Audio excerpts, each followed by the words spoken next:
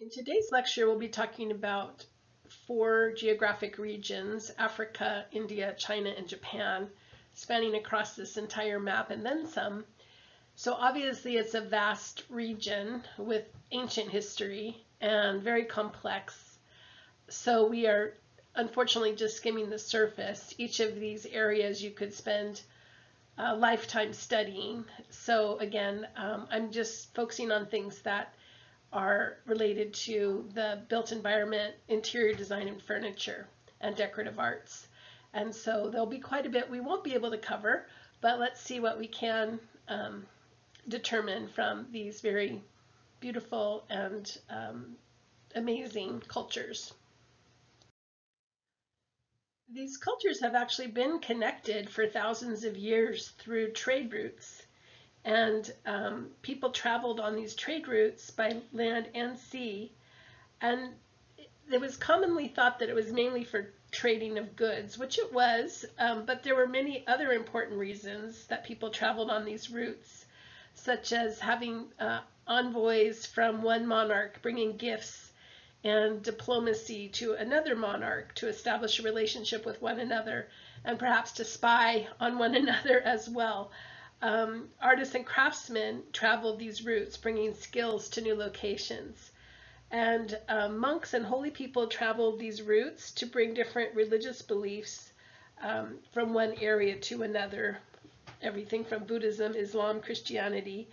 And just like today, unfortunately, also refugees were fleeing war-torn lands and trying to find new peaceful places to inhabit. Again, it's a common misconception that cultures were kind of in a vacuum and not affecting each other until recently. And in fact, these cultures have been impacting each other for, as long as recorded history, really. So, it's quite ingenious. You think about all the people traveling in different modes of transportation. You can see here, just such as carts and camel, trained via elephant, by foot, and they managed to traverse these incredibly diverse environments that were quite harsh in some respects, and being able to get from one far-flung area to another, all the way from Asia to Europe and Africa and so forth.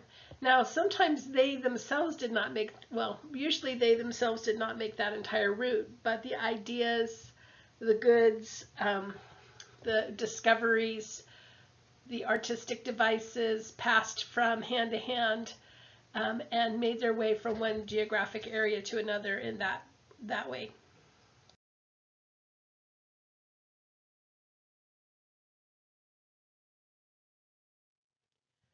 For our study, not only were artistic devices being passed from hand to hand, but motifs were being passed from hand to hand, as well as certain materials that were being traded back and forth that affected design.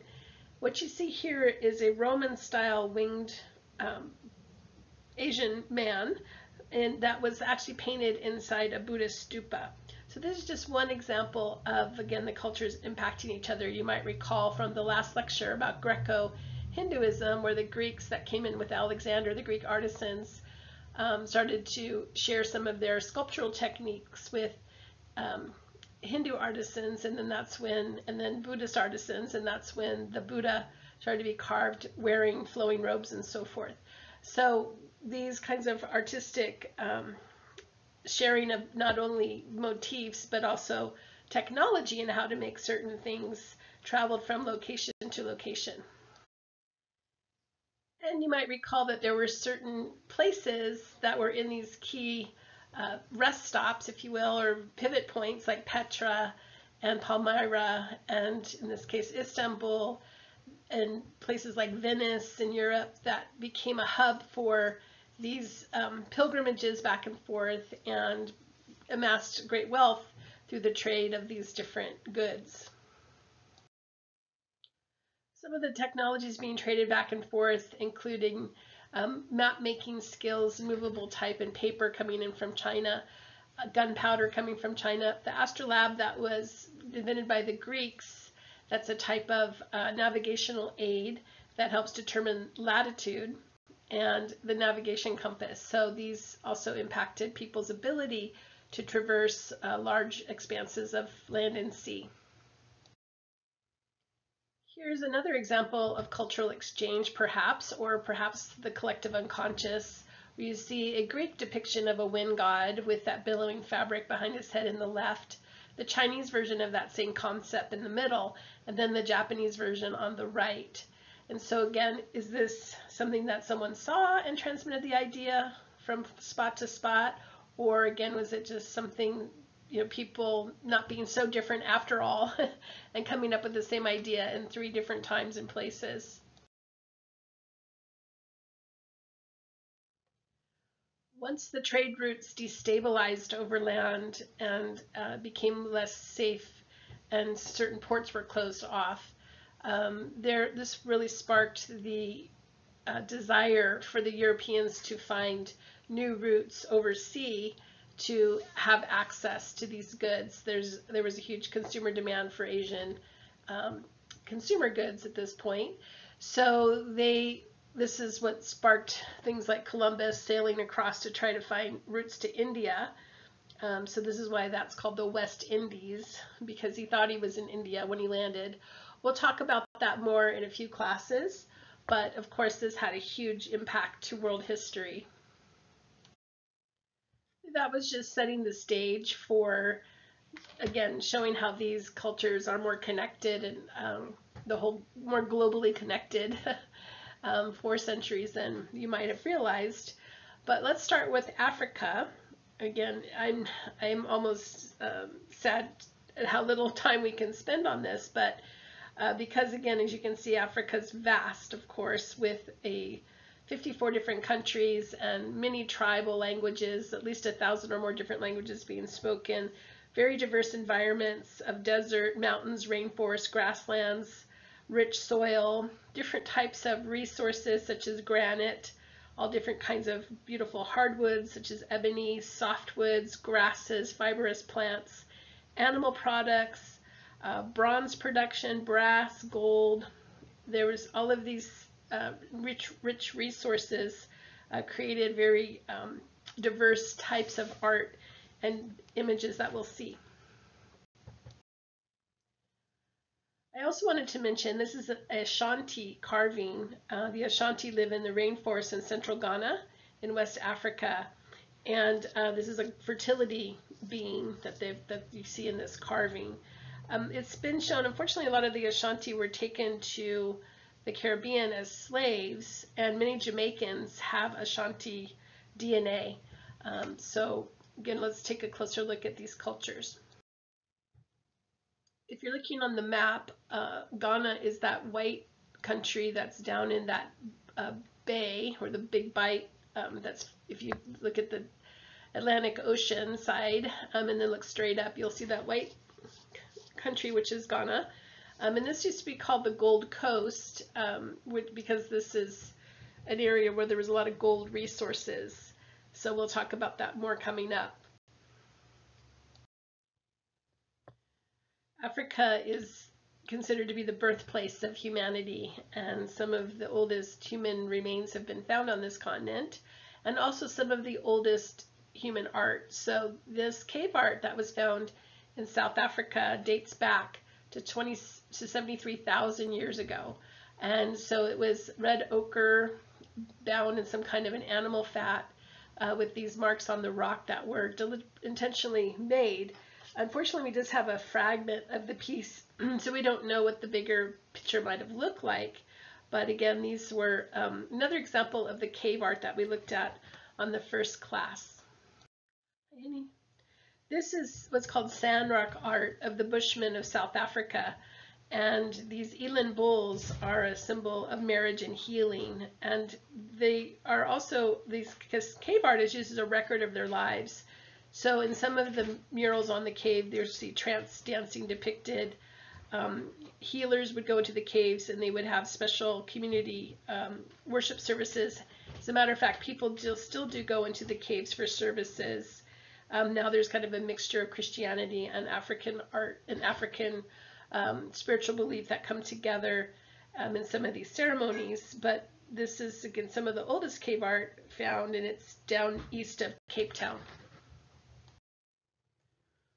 One important aspect to note about traditional African art is it tends to be imbued with spiritual character and components. And it's interesting because unlike a lot of other societies where they feel like they have to pass that literal object down from generation to generation, if it's some kind of a sacred object, in Africa they know the object is going to erode with time. So if it's wood or fiber art or something like that, but they believe that it has a ase, which is an inner power or life force, so that ase can just be transferred to the new object once it's created. So in this way, the line of the ancestors continues strong from object to object, but it doesn't have to be that literal thing that gets passed down. On this slide, then, you see some examples of that, and these are masks and headdress from the Dogon people of Mali, and the Dogon have a mass ritual to help ensure safe passage of the deceased to the world of the ancestors. And that's the mask you see on the left. It's called a kanaga, which represents a bird, but it also represents the sky and the earth. So the upper bar is the sky, and the lower bar is the earth. The other masks you see in the center and on the right are the Siwara mask, and these are, one is a male antelope deity and one's a female. The female's the one with the smaller antelope on her back. And this is a being that's half man and half antelope. The male represents the sun, so you can see kind of those sun rays on the design of the mask for the male, and the female, the earth. And so, again, the Dogon people were said to be Egyptian, from Egyptian descent. They think it's some Egyptians that migrated to this area because some of their astronomical lore seems to be connected to Egyptians, but also they do hieroglyphics that are similar to Egyptian hieroglyphics. The things that are fascinating about the Dogon is that they knew, for example, that Sirius B, it's a binary planet, so it's like one planet with another, or it's I should say binary star system, it's one star with another circling it. They knew that that was a binary system in their lore that dates back 30 to 3200 BC. And then science, once modern astronomy was able to see that far into space, science proved that that is a binary star.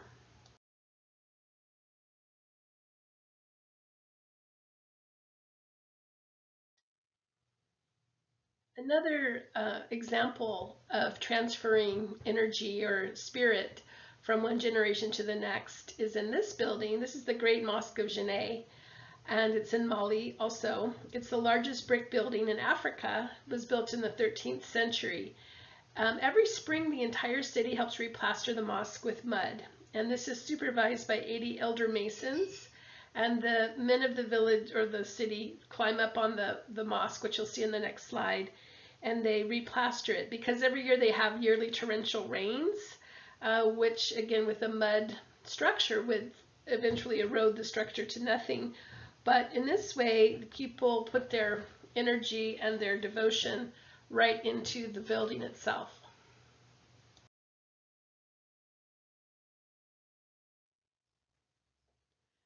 So again, remarkable things have been built in this area for thousands of years, and these are the Nubian pyramids in what was called Kush, which was a southern part of Egypt at one point, and this is now in modern-day Sudan.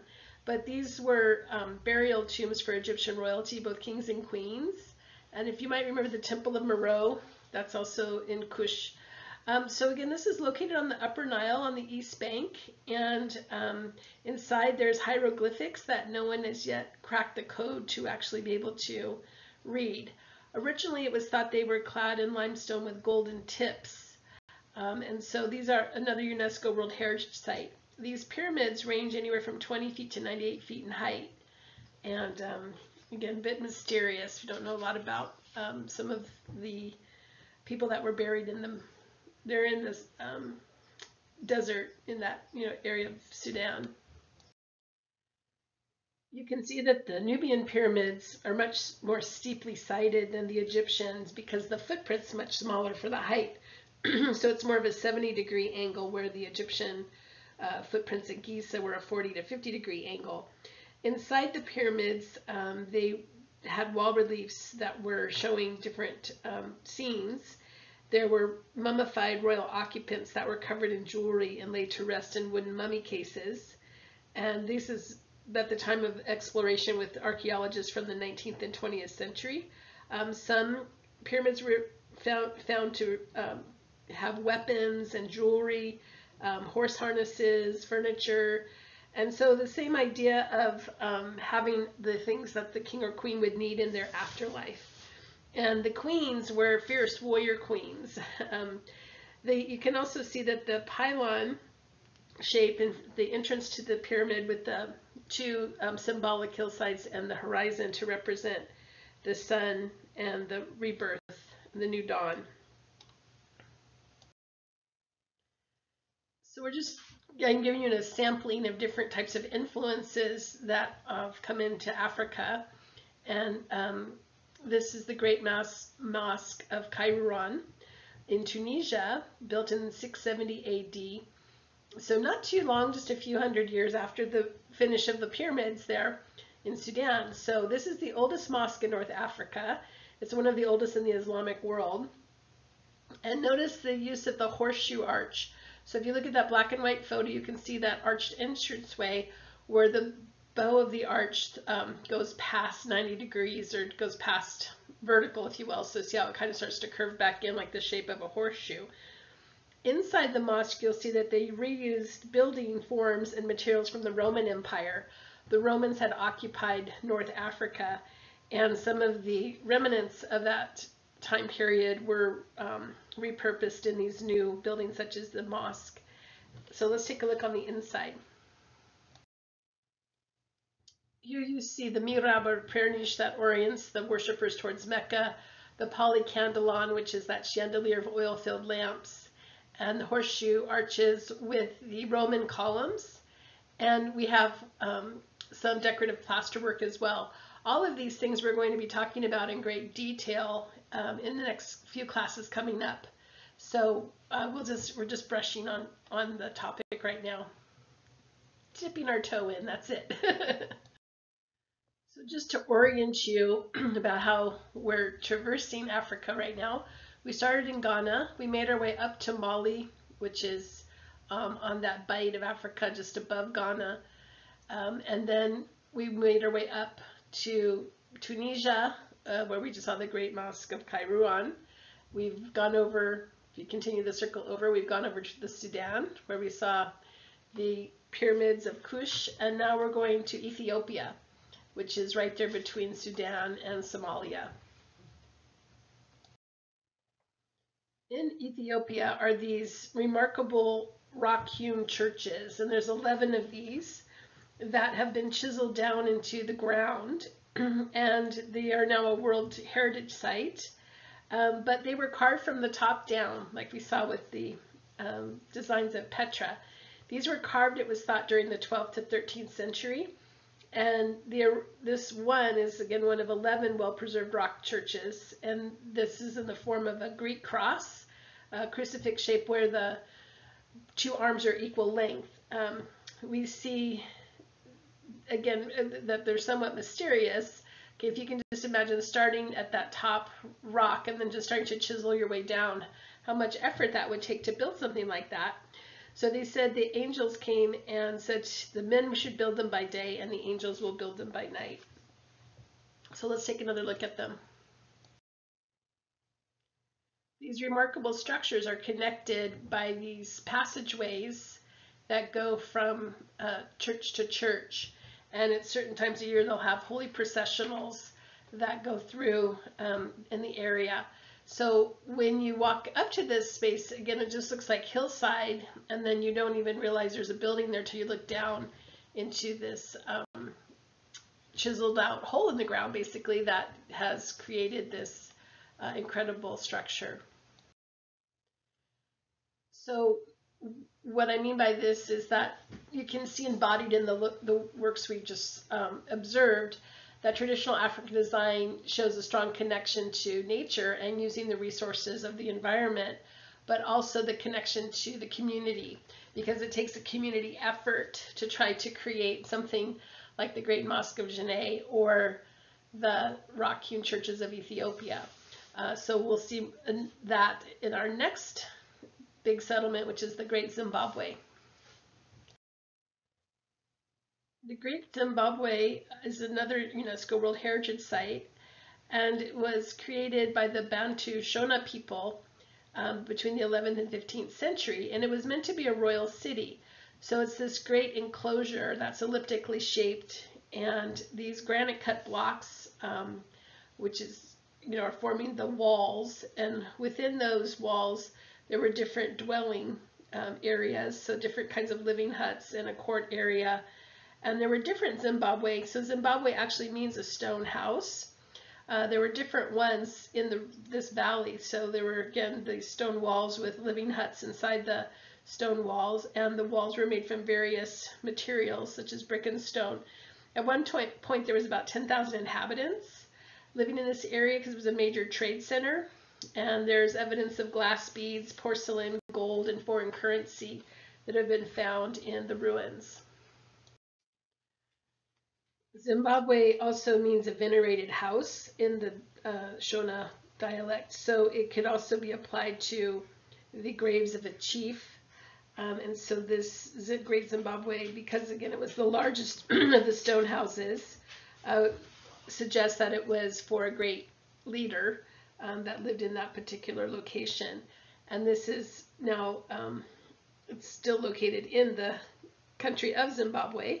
And again was a trade route because Portuguese traders had found the remains of the ancient city in the early 16th century. So there were some interview notes that survived where they talked about some of the things that they saw when they came upon it during that time period.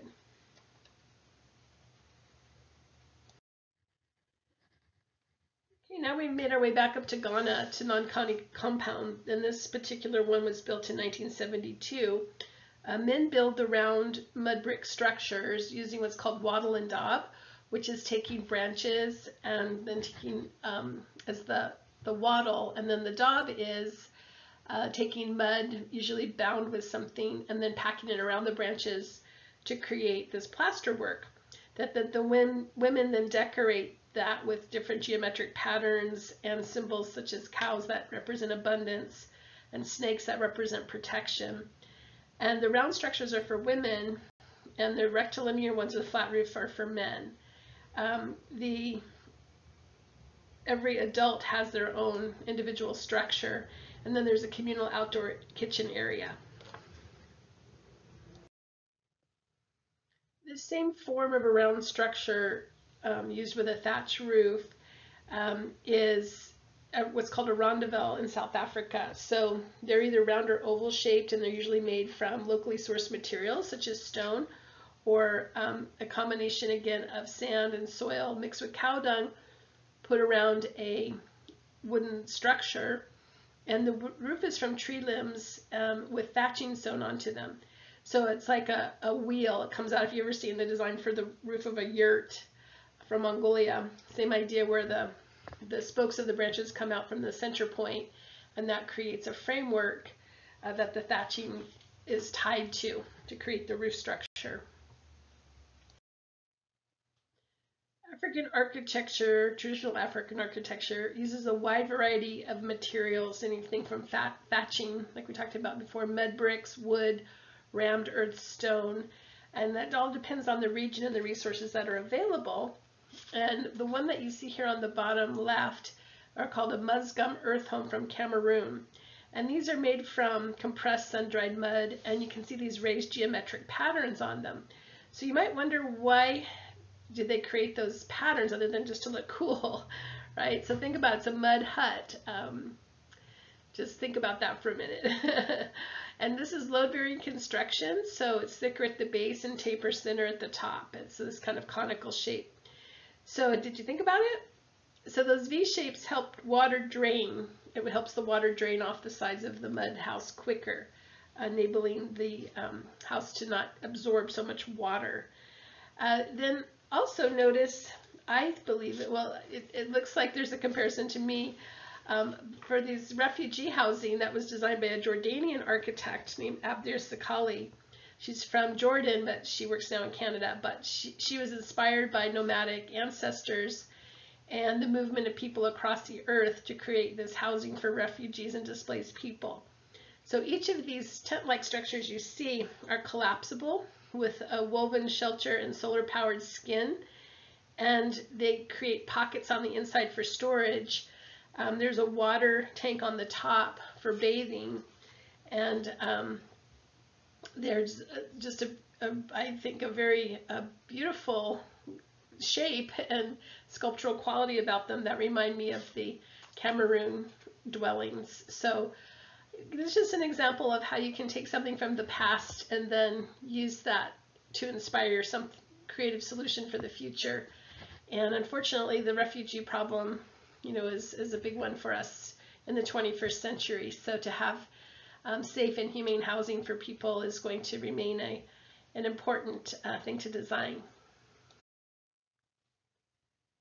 African design patterns usually embody two types, either geometric, like you see on the left, where they're using linear shapes, organic lines with diamonds, chevrons, which are those zigzag shapes, lozenges, which are those diamond shapes, spirals, etc., or symbolic.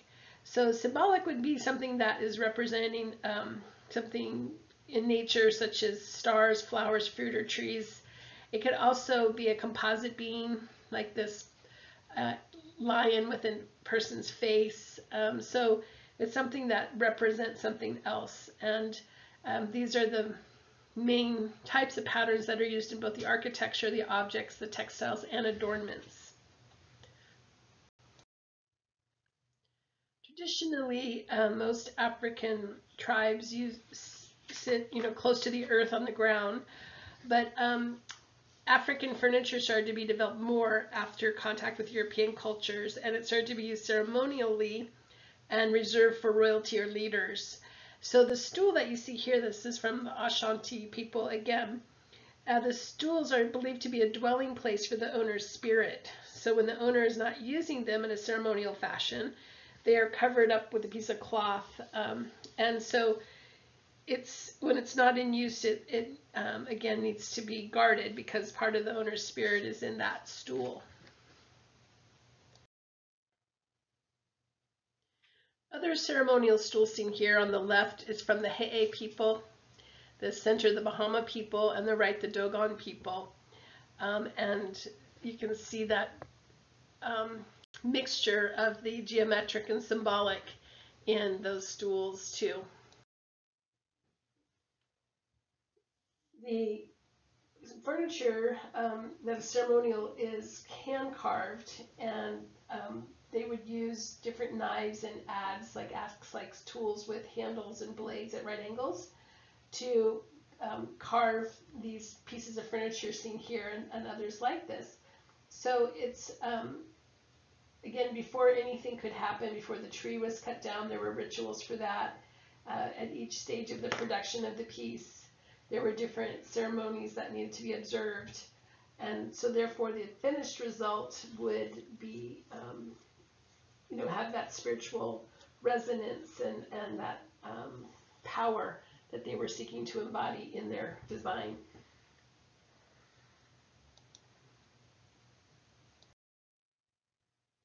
If the tribe was nomadic, then most likely the people would all sleep on the ground with a headrest, like you see here. So this helps get your head up off the ground, but also helps preserve sometimes a ceremonial hair piece or hair adornment that needs to be preserved.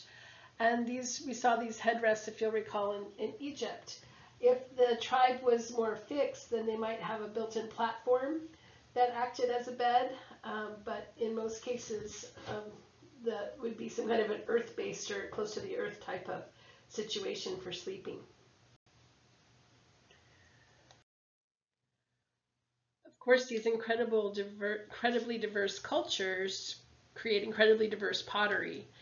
There was shards of pottery that have been found dating back to about 7000 BC, and they're used for all kinds of purposes, such as carrying water, food storage, fermenting beer, which is the one on the top right, is used for that, and ceremonial purposes also. So that center one is a Kiri vessel from Cameroon, and typically the coil pots were used instead of a potter's wheel. So they would just make long snakes of clay and then wound them in a spiral and then use that to start to form the shape of the pot. The most important thing to realize about the African masks is that the mask wearer becomes a channel between the spirits and the community. So mask dancers are an important part of traditional ceremonies, and there'll be all different types of forms of masks in different tribes, but again, typically made from wood and fiber and painted with natural, dyes and so forth. The artist Pablo Picasso had a big impact when he saw African art for the first time, and this was in a museum in Paris in 1907 when he was 25 years old. And this had a profound effect on his mindset and his art. So here's a quote of his reaction. He said, "Men had made those masks and other objects for a sacred purpose, as a kind of meditation between themselves and the forces that surround them. At that moment, I realized that this was what painting was all about. Painting isn't an aesthetic operation. It's a form of magic designed as a meditation between the strange, hostile world and us. A way of seizing power by giving form to our terrors as well as our desires. When I came to that realization, I knew I had found my way." And you can see a profound likeness between Picasso's Cubism and the geometric face of the African mask seen on the right. Bronze work had been done in Africa since the 2nd century AD, and iron smelting practices, which means extracting ore from the ground and using heat under controlled conditions in a clay furnace, help shape that metal into different forms by forging, which is again making the metal hot and then forming it with different tools to create shapes, or doing casting where they pour the molten metal into, again, a mold to create these shapes. The Phoenicians brought metal to North Africa, and the technology spread from there until by the 8th century it was being used in quite a few tribes. And it was used for both utilitarian objects, but also symbolic ones. So you can see on the left is a herbalist staff, and showing all these birds basically on a tree from the Yoruba people of Nigeria. You can see a ceremonial as from the Republic of Congo on the right. And then this head with the crown is from the Efe people of Nigeria. And these are likenesses of rulers from that culture. So they believe that this is where God's descended to earth. So the Efe means place of dispersion. And this is, again, also showing the male ichi, which is facial scarification. That meant that the man had been initiated into the noble circles, into the social elite. So this scarification on the face was a transition to political authority and also spiritual authority. So it also helped to identify different tribal groups, because different groups had different types of marks on their face.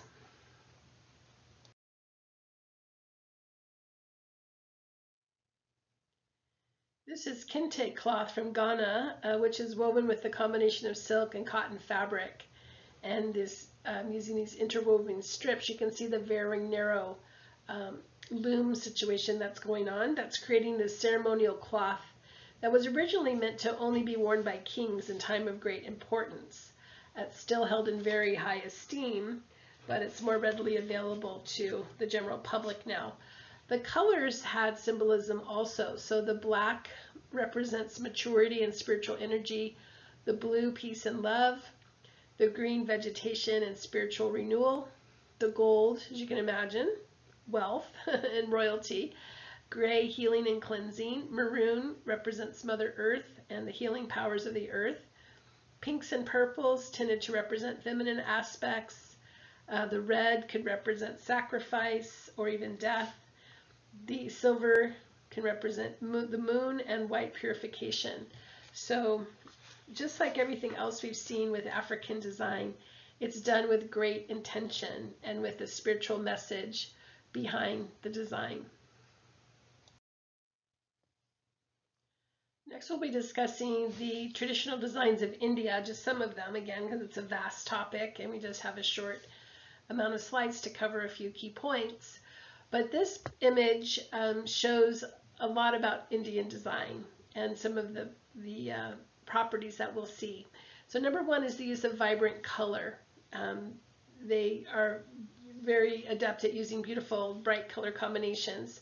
Two is intricate motifs, using nature patterns and creating geometric stylizations from nature in intricate motifs with symmetry.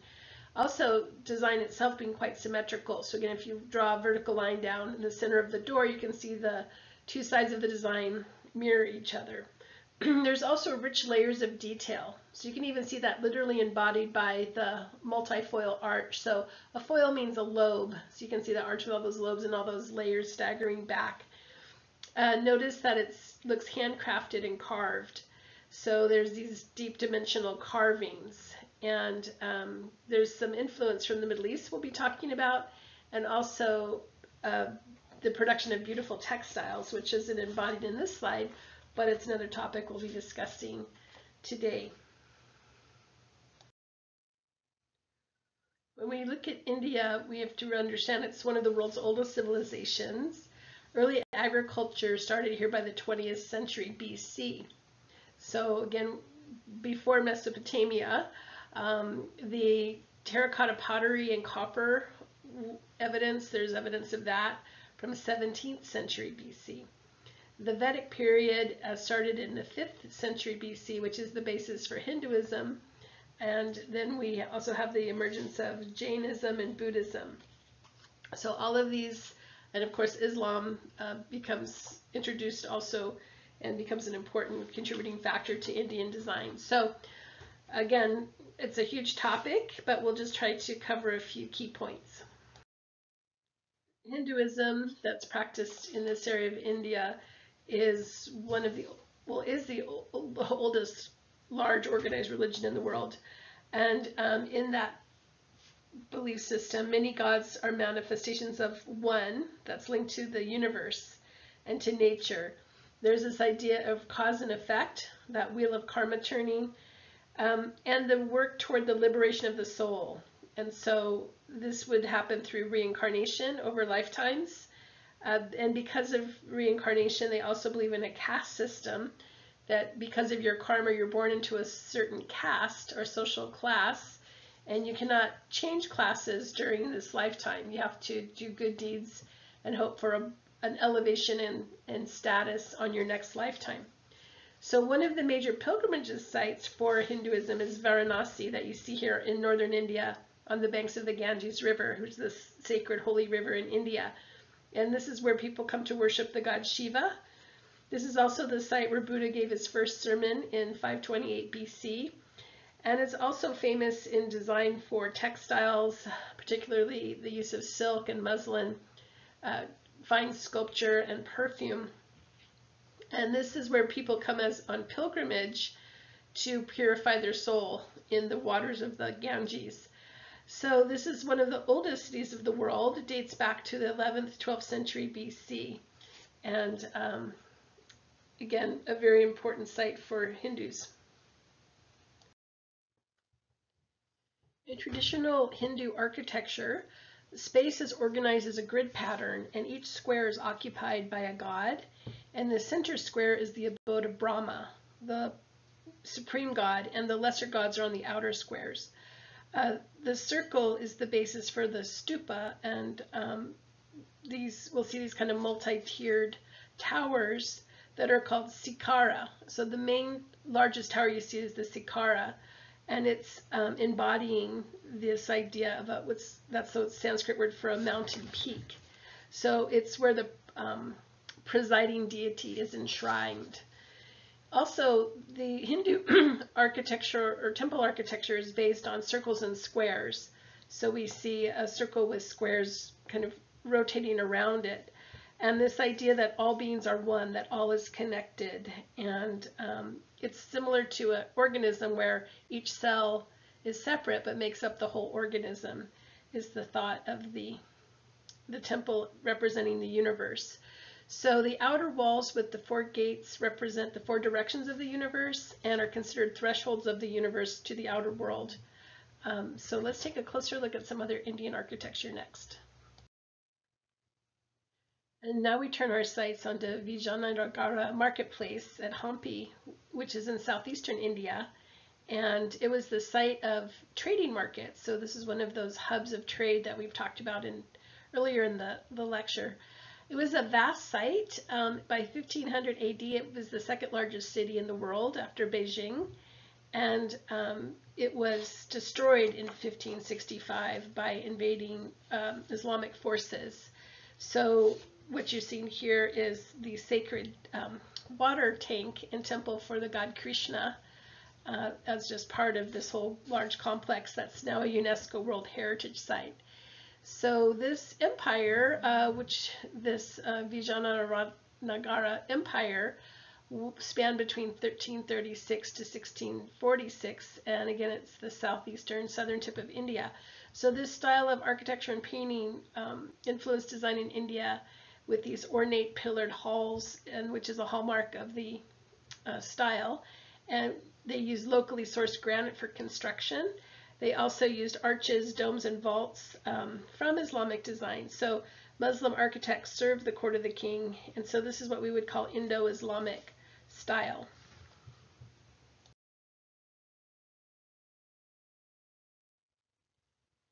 You can see the circle with the square motif, or the center circle with squares kind of cascading around it at Konarak, which is the Sun Temple that is on the Bay of Bengal. So it faces the rising sun, and it represents the sun god Surya and his chariot riding across the sky.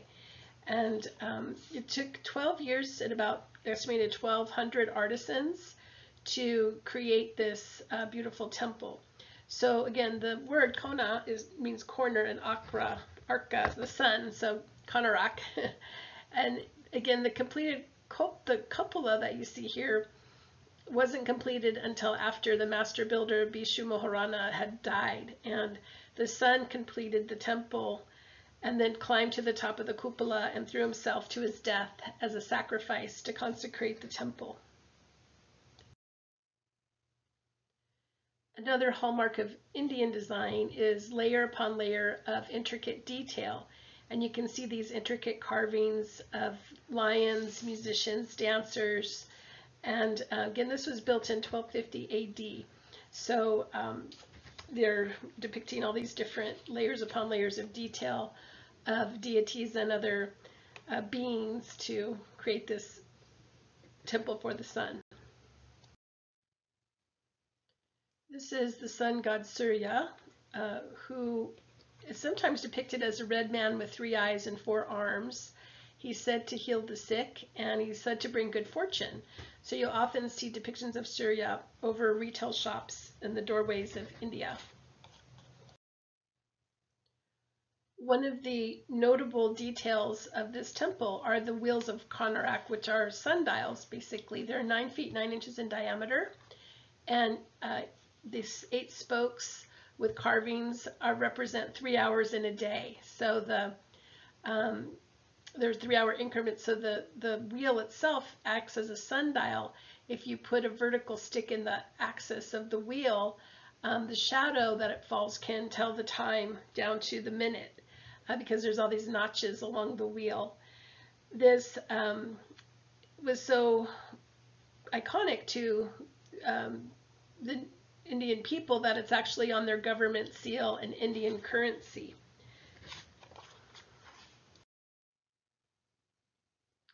The other thing that the wheels represent are the wheel of life. So this idea of cycle of creation, preservation, and realization, or that wheel of karma, as well as the chakras, wheels of energy that are found in the spine. And these then again become very symbolic in a deeper way, not only measuring time, but again, that wheel of karma and the chakras. The elephant is another sacred being to the Hindu religion, and it can represent mental strength, earthiness, and responsibility. The elephant's also considered a living incarnation of the god Ganesh, who's a bringer of good luck and prosperity. And the white elephants are associated with rain, so they're thought to be rain-bearing clouds. They also can be associated with royalty, and the thought was that the earth was supported by 4 elements, each facing a different cardinal direction, north, south, east, west.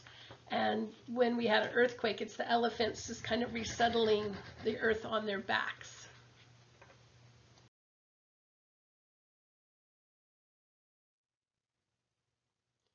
Here you see what's called a multifoil pointed arch. So multifoil, the foil are those lobes that are going around the arch, those curves.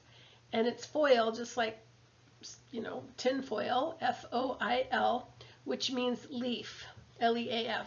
So it's like just like a leaf of a plant, so representing growth. The point was used to great effect in Hindu architecture, the pointed arch, but typically in a non-structural way. So it was carved into side of a cave, for example. The Middle Eastern designers are going to use the pointed arch in a way that can support structure.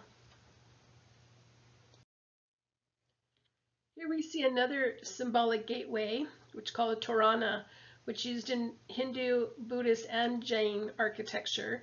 And it's to bring good fortune and signify auspiciousness, or also can signify a festive occasion. But it was also adopted by Muslims into their architecture. So beyond the Torana, or that symbolic gateway, which again separates, or when you pass through that, you're going into a sacred realm. But beyond that, we see that rounded form called a stupa. And this was meant to represent Buddha sitting in repose. So from about 273 BCE, these shapes were used to house Buddhist relics, and also monks used to be buried in what they call a cairn, a rock cairn, where they would be put seated in a lotus position and then have rocks built up around them into this kind of rounded shape. It's estimated that there's about 84,000 of these stupa in India, and we'll see that it's another thing that will be passed into other regions of Asia as well. Another major religion in India is Jainism, and it's a thought of gaining spiritual refinement through lifetimes. And there's 4 important principles. One is the principle of nonviolence in action, thought, and deed, and speech. 2, non-attachment. So you often see the monks that are living in very simple conditions in that way. 3, leading a simple life, and 4, being vegetarian, avoid harming animals. So they believe the function of the soul is to help one another. And there's about 5 million followers of this in India. But when you see the Jainist temples like this one, they're often very connected to nature. So we still have that Torana, that symbolic gateway. The sides of the temple tend to be open to the elements. And we'll see another example on the next slide.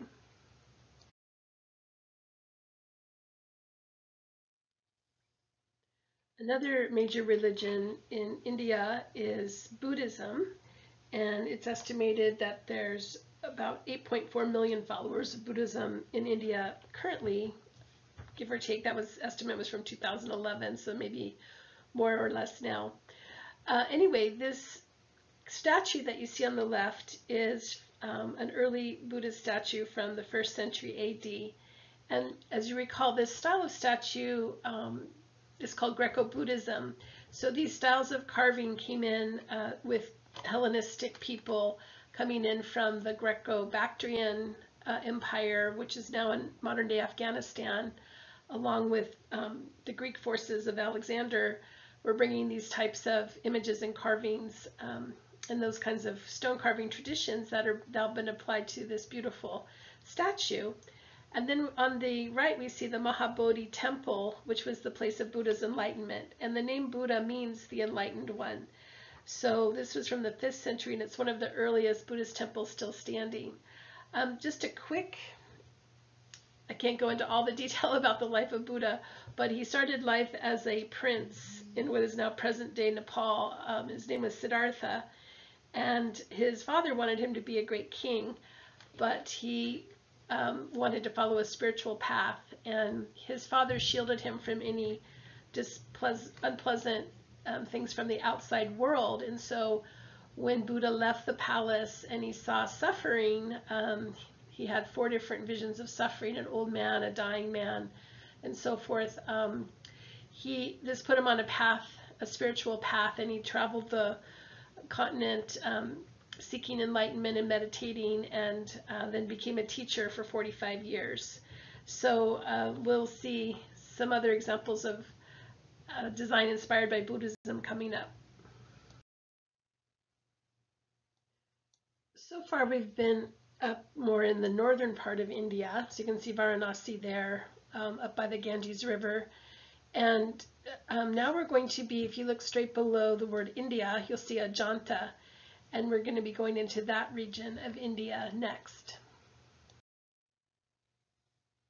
Here we get to the incredible Ajanta caves, which are extensive cave temples that were carved into the rock faces in this particular area from 250 BC to 700 AD. And there's about 29 of these rock caves that were Buddhist in nature, and it was estimated about 200 monks and artisans lived in these caves, and the paintings on the cave walls were teaching about the life of Buddha and his teaching. So this is as if it was a painted textbook. It was these murals were instructional. The caves were rediscovered in 1819 by British officers on a tiger hunt, and they were declared a UNESCO Heritage Site in 1983. There's another site called the Ellora Caves that have 34 Buddhist, Hindu, and Jainist temples that were carved about 600 years later, nearby to the Ajanta Caves.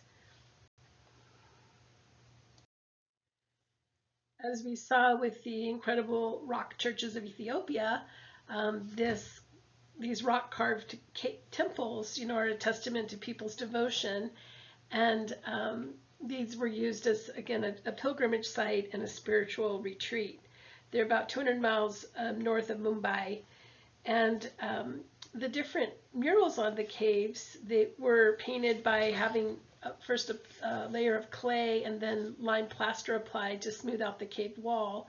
And then lines were drawn with pink, brown, or black. And the colors were made from different crushed pebbles and plants, such as red ochre, yellow ochre, brown ochre, using lamp black, which is soot, and white, and then lapis lazuli imported from Persia. And then also, what was interesting about these murals is that they were able to capture emotion and perspective and show depth, about 10 centuries before Renaissance masters would start to do the same. If you look on the map again, just east of Jaipur and south of Delhi, is this area, Rajasthan, which is the location of the Chand Bayori stepwell, which is the deepest stepwell in the world. It's 100 feet deep with 13 flights of stairs down, and this was carved in between 800 AD and 900 AD. And it has a specific purpose, but it was dedicated to the goddess of joy and happiness. But think about this, India gets quite hot in the summer and very dry in some areas. So what would be the benefit of having this stepwell going all the way down to groundwater? So think about that for a second. So imagine yourself in this very hot climate and you're climbing down into the stepwell to be near the water. The walls of the stepwell would create shade. The stairs would create a cool place to sit, and the evaporation of the water creates a cooling effect so that the area down near that area is 5 to 6 degrees cooler than it would be on the top. So people like M.C. Escher, the artist, were inspired by these flights of stairs. If you're familiar with his art, you might you know, understand why. And this is one of several stepwells in India.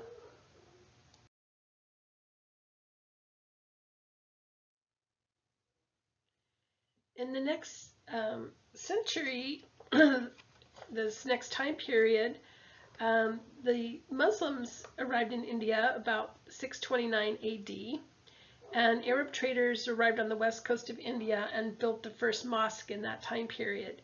So Islam spread quickly as a religion in India because of the caste system. If you'll recall from the beginning that in Hinduism, you're born into a certain class or caste, and you're not allowed to leave that caste, or at least you weren't, without reincarnating to a new one. So Islam was quite appealing because there was a way to get out of that caste system and create upward mobility of status for people.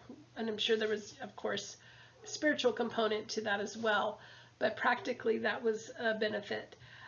So we start to see the Islamic designs from the Middle East come into India during this time and merge with Indian design to create this beautiful, what they call Mughal style in India.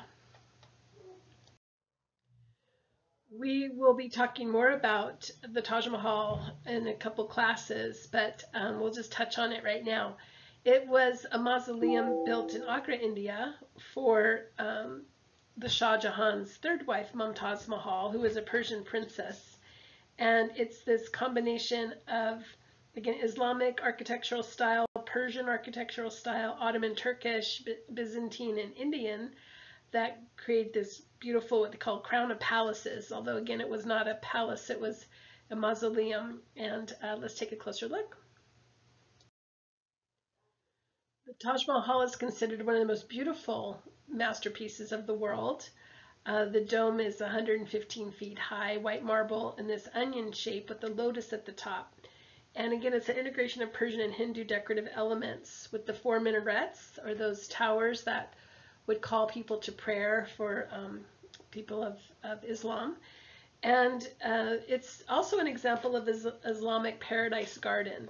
So we'll get into that in more detail in a couple classes.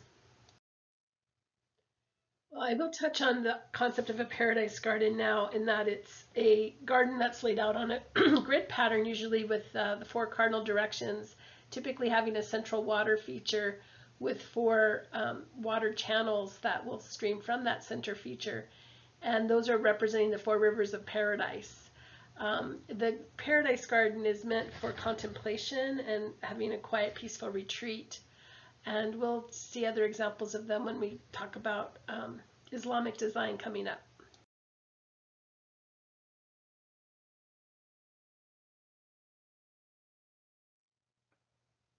You can see the use of the Islamic pointed arch and what's called a parchinkari, which is an inlay of beautiful semi-precious stone into white marble as the decorative elements on the front of the Taj Mahal, and also the use of the ordered repetition and geometry that we see in Islamic design. Parchinkari is, again, inlay of cut and polished stones, typically inlaid in white marble.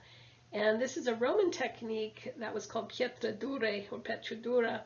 And the Romans used inlays on the floors and walls like this as well. And the tradition continued on in the Byzantine time period, which we're going to talk about next class. And this evolved to furniture. So then later in the Italian Renaissance, there was workshops for pietra dura or petra dura in Italy. But in the Indian tradition, it's called parchinkari. But whatever you call it, it's beautiful and magnificent. You can see with the inlay, they're depicting the lily again, which we know is that flower of rebirth, very appropriate for this mausoleum. These are decorative tombs for the Shah and Mumtaz Mahal. The actual tombs are down below on the lower level of the building. But again, another close look at the beautiful stone inlay on all the surfaces. Another decorative device that we'll see here in India, we'll see in Byzantine design and Islamic design too, is what's called jali. In Islamic design, it'll be called a mashrabiyah, but it's in jali is what's called iron net in Sanskrit, and it's an ancient art in India that it was adopted by the Mughal invaders, and it's basically these small openings you see cut into this stone screen. And these have a beautifully decorative effect, as you can see with the light coming through, casting these beautiful light patterns on the walls. But it also has a practical effect in that the small openings force air through these holes at a higher velocity, which cools the interior in these hot climates. These illustrative watercolors from India during the Mughal time period illustrate that most people sat on the floor. They ate and slept on the floor as well. And there was occasionally low chairs or carpet with pillows that were used, or you can see these low writing surfaces or tables, until Portuguese traders commissioned copies of their own furniture in the 15th century. And so then European styles of furniture started to become more popular. Different types of woods are used: rosewood, acacia, teak, and mango, and reclaimed wood as well. So you can also see how the interior for this more wealthy person's home is very highly decorated with murals and intricate detail. As I said before, most people sat or slept on the floor. An exception to that were the rulers, who would have a very ornate throne. And this was one of the most ornate thrones. This is the Peacock Throne that was built and dedicated for Shah Jahan, the same Shah that built the Taj Mahal, on March 22nd, 1635. But who you see sitting on the throne at this point is Persian King Nadir Shah, who conquered the Mughal Empire in 1739, and he sacked the city of Delhi. His troops killed tens of thousands of citizens, and they took the throne as a war trophy. So it became part of the Persian crown jewels, because the throne was encrusted with several extraordinary precious gemstones. Those jewels are now in the possession of the British, as part of the British crown jewels, when England took over these areas.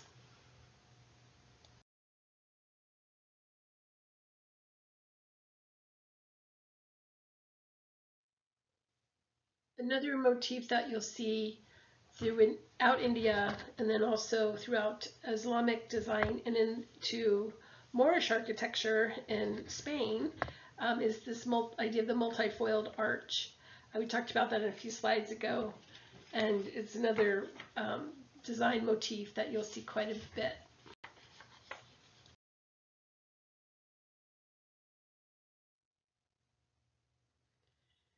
So there's some very ingenious uses of furniture to help deal with the hot temperatures of southern India in particular.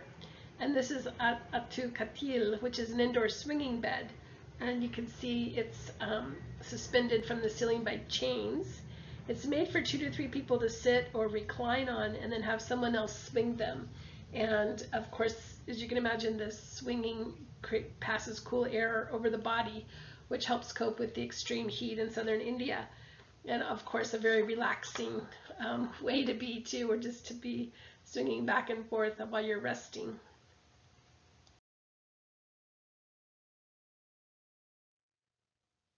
A staple of Indian furniture for centuries has been the charpoy bed, which has 4 wooden legs and this open rectangular structure filled with tightly woven ropes or cords, typically woven from jute or some other fiber, sometimes from coconut husks. The design may have entered India with Alexander the Great's forces, or that Greco-Bactrian culture from what's now Afghanistan, those influences coming down, because it's similar to the Greek cline, so that idea of the short daybed. It evolved to be used throughout South Asia. And so again, the charpoy is something that's still being done today. You see some more current examples on the next slide.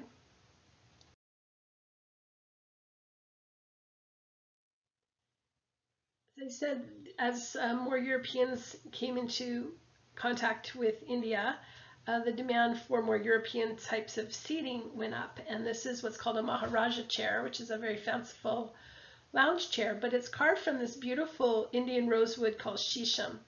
And shisham is known for having grains of dark brown, chestnut, or sable tones, and it's known to also have innate resistance to decay. It's very pest resistant, termite resistant. It doesn't warp or split easily, so it's very good for furniture and carving. And it's found in forests in India and Pakistan, where it's cultivated for timber. It's been used for centuries. Even early people used this type of wood for natural toothbrushes to clean their teeth. You can see in the Indian furniture the same idea of having this very intricate detail and layer upon layer of pattern and repetition that creates an overall pattern on the piece. After contact with other cultures, it became more common to do these kinds of inlays with using the rosewood and then inlaying it with ivory or other bits of shell and other types of wood. And there was a lot of Indian furniture being exported with this kind of technique going to Europe all the way from the 16th through the 18th centuries, and was in high demand. And there was what's called Anglo-Indian style that was very popular in the 19th century, where people were exporting these kinds of pieces of furniture for that particular style that was popular in Europe.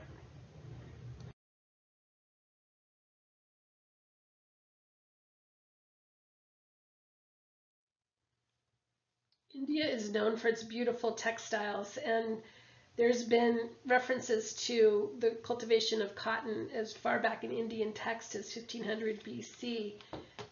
They're also known for the use of mordants to create vivid colors in their dyes, and the use of silk. They use a wild moth type of silk called tussa, which creates a nubby texture that you can see in the silk threads of this cloth. Nubbier texture than we'll see with the Chinese silk, which is cultivated silkworms.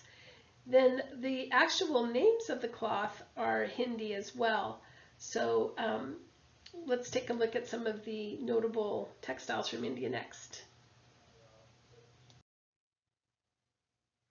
Here we see the traditional dress of India with the beautiful tussa silk, but also the motif of the peacock, which is the national bird of India, which is said to bring good luck and prosperity. It's a symbol of the cycle of time and of Lord Krishna, who wore a peacock feather in his crown. Also the goddess Lakshmi, who is associated with wealth. So having a peacock feather in your home was said to guard the energy of the environment. So it's, again, a very sacred symbol.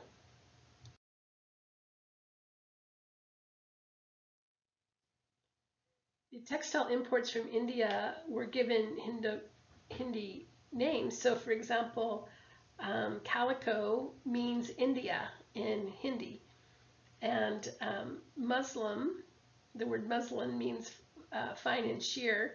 Seersucker means silk and sugar, and khaki means dust colored. And the next fabric we're going to see, chintz, means spotted. Chintz is created by using carved wooden blocks and creating what's called hand blocking on a fabric background. And this famous example is, again, this kinds of large floral prints with stylized plants and flowers. This became quite popular in Europe as home furnishings in pillows, covers, curtains, that kind of thing. And so when wealthy people got tired of that for their interior, they would give the cloth to their servants, and the servants started to wear this as clothing. And that really caught on, and so it became popular to wear chintz with these very bold patterns in the West, starting in the 1600s. But what happened is people were so crazy for chintz that it started to cut into the profits of the British and French textile manufacturers. So there was a time period where chintz was outlawed in the West because it was cutting so much into their profit margin. You can see Louis XV, French King Louis XV's mistress, Madame du Pompadour, in defiance of the chintz ban in this painting. She was very fond of things from other countries and anything that she thought seemed exotic.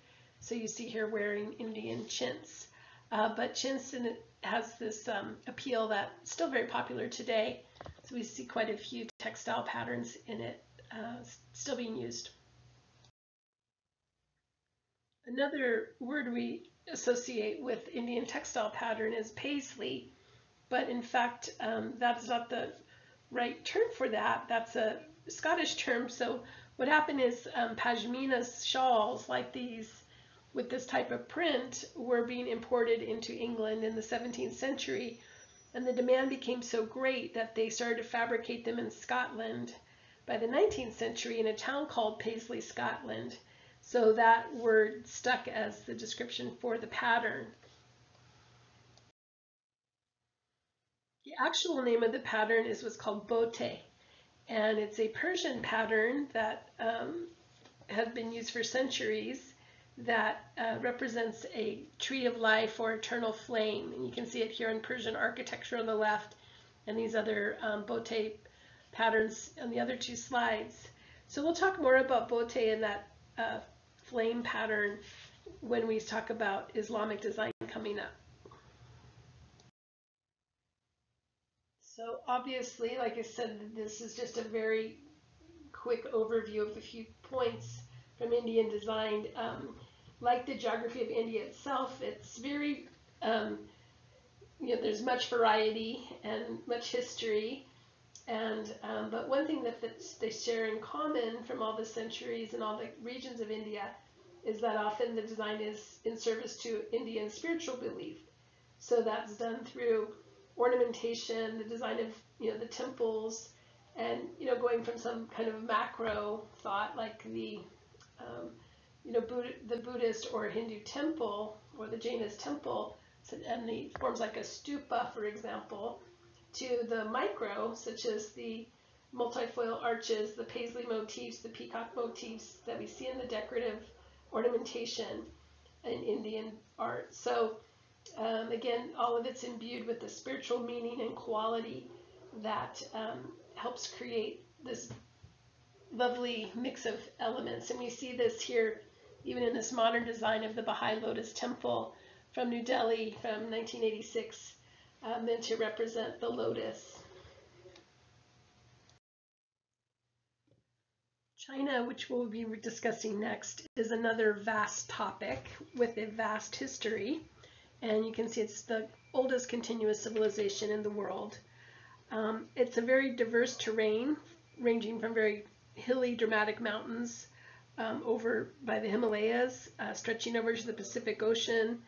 There's deserts, lots of river valleys that run east and west. So travel between north and south was difficult. But nonetheless, that did create a lot of trade routes. There were quite a few oases in the north, and many products that developed in China, such as silk, porcelain, gunpowder, tea, paper, wood blocking, were very sought after by other cultures outside their borders. So there were these different oases in the north that enabled trade routes and trade stops. And again, these kinds of interactions will have a profound effect on world history. Now, of course, China still has a quarter of the world's population, and there's, like I said, it's a vast topic. So we'll just be touching on a few of the highlights today. At the time of the building of the Great Pyramids, as stated in your textbook, the Chinese were already using the potter's wheel, making bronze-like alloys of copper and lead, using large meeting houses of timber with thatched roofs, and creating different technologies that we'll be discussing, and also some interesting philosophies that will inform their design. But China, like Egyptian history, is broken into dynasties for the main earmarks of different, trends in design. The vast majority of what we're going to see today is going to be coming from the Ming Dynasty. That is considered one of the high watermarks of Chinese civilization as far as design goes. So you can see Ming Dynasty down there from 1368 to 1644. So, of course, sure you're aware that the Great Wall of China is the world's largest building project. It's 10,000 miles long. Just wrap your mind around that one. But it's actually also the world's largest tomb, because it's estimated about 400,000 people died making the Great Wall, and their remains are buried in the wall. As it exists today, it was a product of the Ming Dynasty. So this has been a symbol of Chinese strength and Chinese power and separation. They sought to keep raiders from the north coming down and invading their areas. Now, the other thing to realize is that there's many different languages spoken in China, but what unites them is a common written language. And so even though it's a very large and diverse country, not only does the language unite them in writing, philosophies unite them, but also the style of architecture and interiors, which in the traditional forms had really changed very little over thousands of years. And these forms are based on Chinese philosophies that we're going to talk about next. The buildings are generally modular and are based on numeric coding, like 3s and 6s that represent things symbolically, and laid out on axial planes with courtyards. Again, so we'll be breaking some of this down, but the Great Wall, again, is the, I guess, most monumental of all the building things that are associated with China. A very important philosophy to Chinese design is Taoism. A lot of their design is based on principles used in Taoism, and Taoism means the way, and it is was developed in the 4th century BC by Lao Tzu, who was a Wu shaman. And it's this idea of the balance of opposites. So if you've seen the yin-yang symbol in the center of the bagua here, I'm sure. So the bagua is the 8-sided symbol that's surrounding the yin-yang symbol. But the yin is the black side, so that's considered more receptive, passive, soft, yielding, diffuse, cold, associated with night, water, earth, and the moon. Also considered to be more the feminine aspects, although it's not gender related. It's more just a quality related. The yang side is the white, which is associated with things that are solid, focused, hot, dry, active, fast. So it's associated with the sun and daytime. And the idea here in Taoist design principles is to keep the two in balance. So you can see there's that little dot of opposite in each one that creates the whole. And then also those different trigrams on the bagua are different properties that need to stay balanced. So different elements like fire, water, metal, earth, wood, and so forth. And the idea is then to create the balance that's already exists in nature in the design. So an example of the Taoist symbol, of yin-yang symbol in action would be, think of a rock dropped into a pool of water, and the rock would be the yang, the water would be the yin, and that active ripples would be kind of the two of them coming together. And so it's a way that a philosophy used to explain, you know, the way things work in the universe. Another important philosophy that was practiced by the Chinese is Confucianism.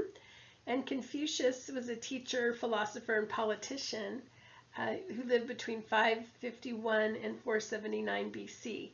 And the writings of Confucius created a great emphasis on personal and government morality, that there should be this correctness of social relationships, there should be justice and sincerity in your dealings with people, that there's this strict family loyalty. And so you'll see this idea of ancestor worship being related to Confucianism, and also embodying the golden rule. So do unto others as you would have them do unto you was also a Confucius type of philosophy.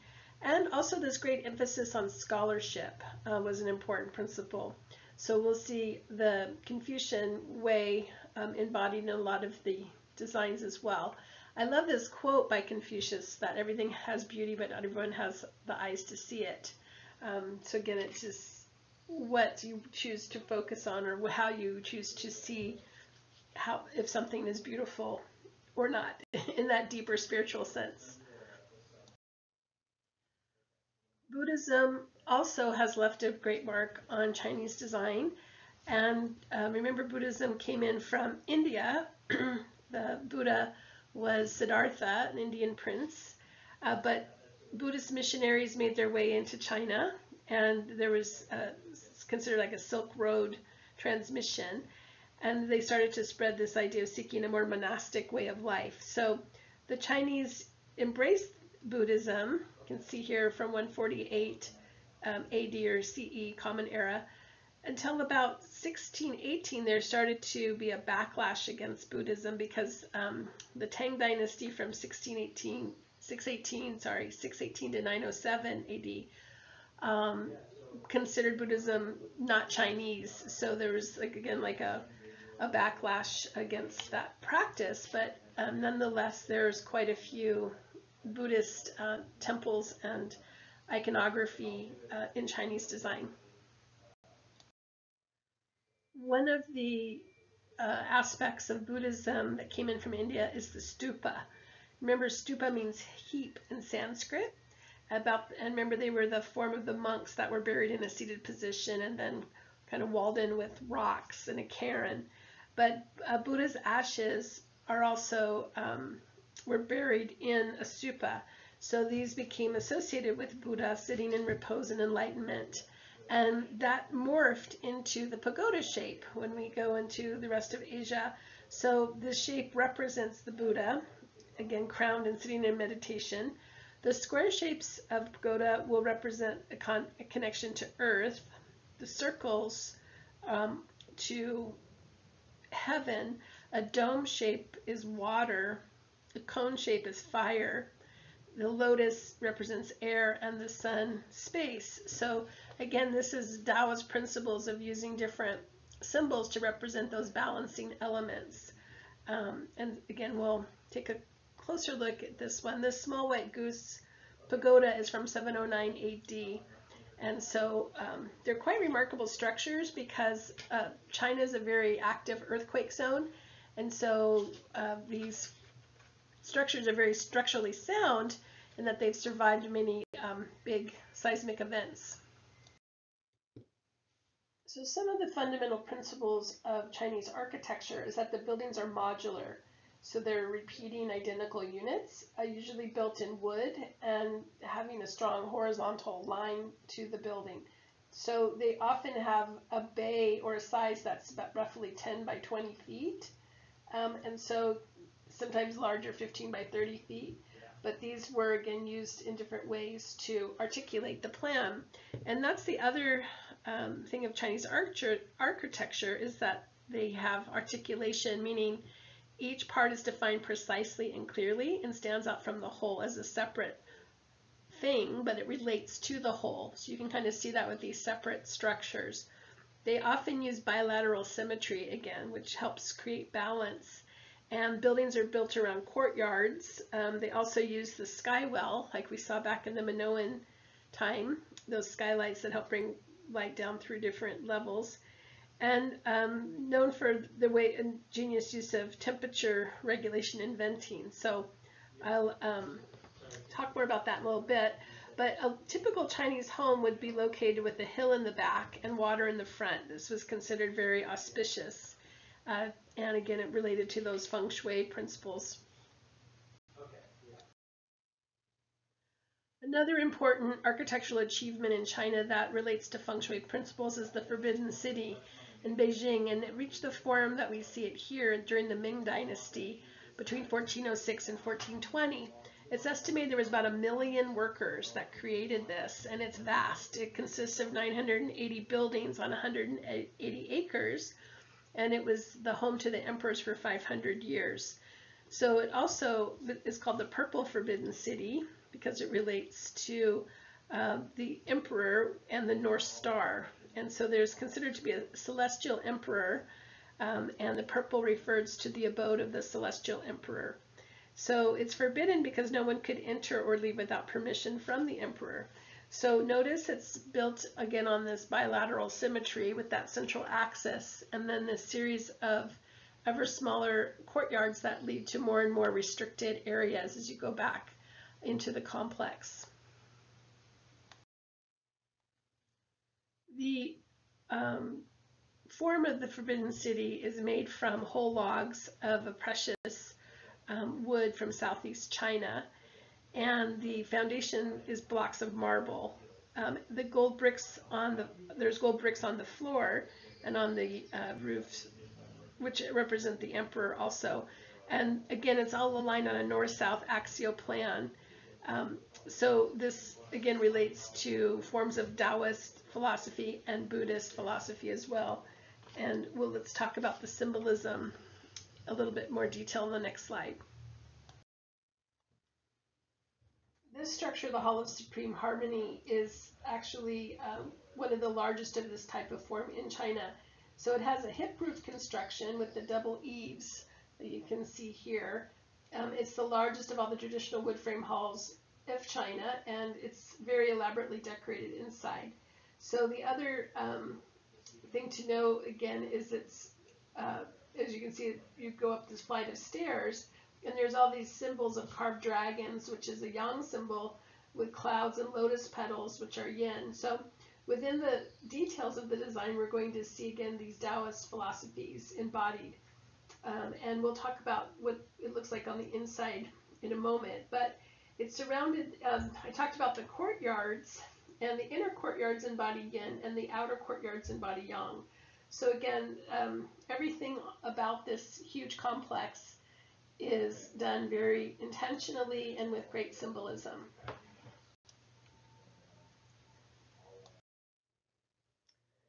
Some of the other Forbidden City symbolism is color, like I said. So yellow, you can see on the tiles, is the color of the emperor and also a color of respect. Black, represented by the water, represents water. So it's different from what we sometimes think of. We usually associate blue with water, but in Taoist principles, black is water. Red is stability, and green is growth. The arrangements of things are in 3s for heaven and 6 for earth. And so even, again, these small details reflect the philosophical and religious principles of Taoism and Buddhism. Here we see the symbol of the emperor, the 5-toed dragon. So if you see 5 toes on a dragon, that's an imperial dragon, where a 4-toed dragon is not. According to Chinese legend, the earliest emperor, the Yellow Emperor, actually became a dragon as he was immortalized. And so that emblem, and he became a dragon and ascended to heaven. So this emblem again became associated with imperial power, and the emperor himself is the word I was looking for. So the Chinese sometimes refer to themselves as descendants of the dragon. And again, these were used throughout the many Chinese dynasties.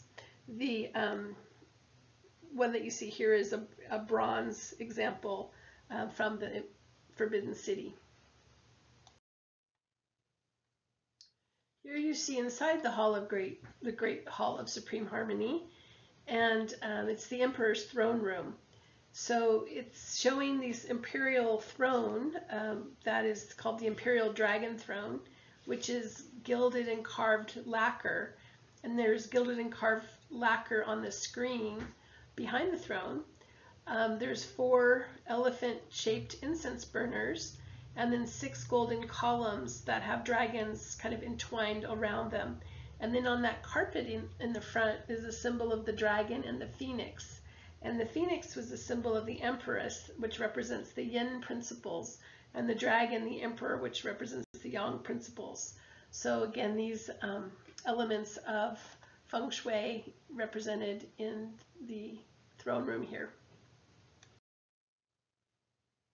Another important structure, symbolic structure built during the Ming Dynasty from about 1406 to 1420 is when this was built, is called the Temple of Heaven.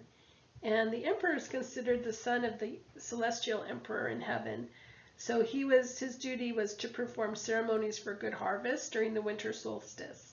And they would perform those ceremonies in this round building.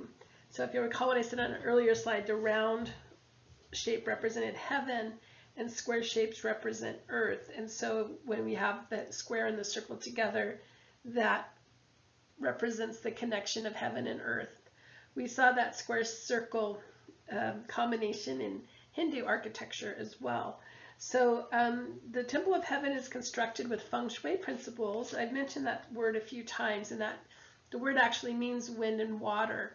And it's just a system of building that seeks to align with the natural forces of the universe, to create harmony with the environment by working with energy lines on the planet, and again, a balance of elements so that the building is working well with nature instead of opposed to it. So when we look at the Temple of Heaven, let's look on the next slide and I'll point out some of the details. You can see the use of the 3 tiers of roof line here, and the 3 represents man, earth, and heaven. So it's that idea again of connecting between those different aspects. The blocks that the building they're sitting on are in multiples of 9, symbolizing heaven with the emperor. So again, everything is done with great intention. The emperor then, during the winter solstice, would have a ceremony that included 3 days of fasting, and the emperor and his entourage, wearing specific regalia, would make their way to the temple, and everyone else needed to stay indoors and bolt the windows and stay silent during this processional, or it was considered bad luck, or it would ruin the ceremony. So the emperor meditated and conversed with the gods for 3 days in this Temple of Heaven, and spent his time praying for this good harvest for the people to have abundant food supply.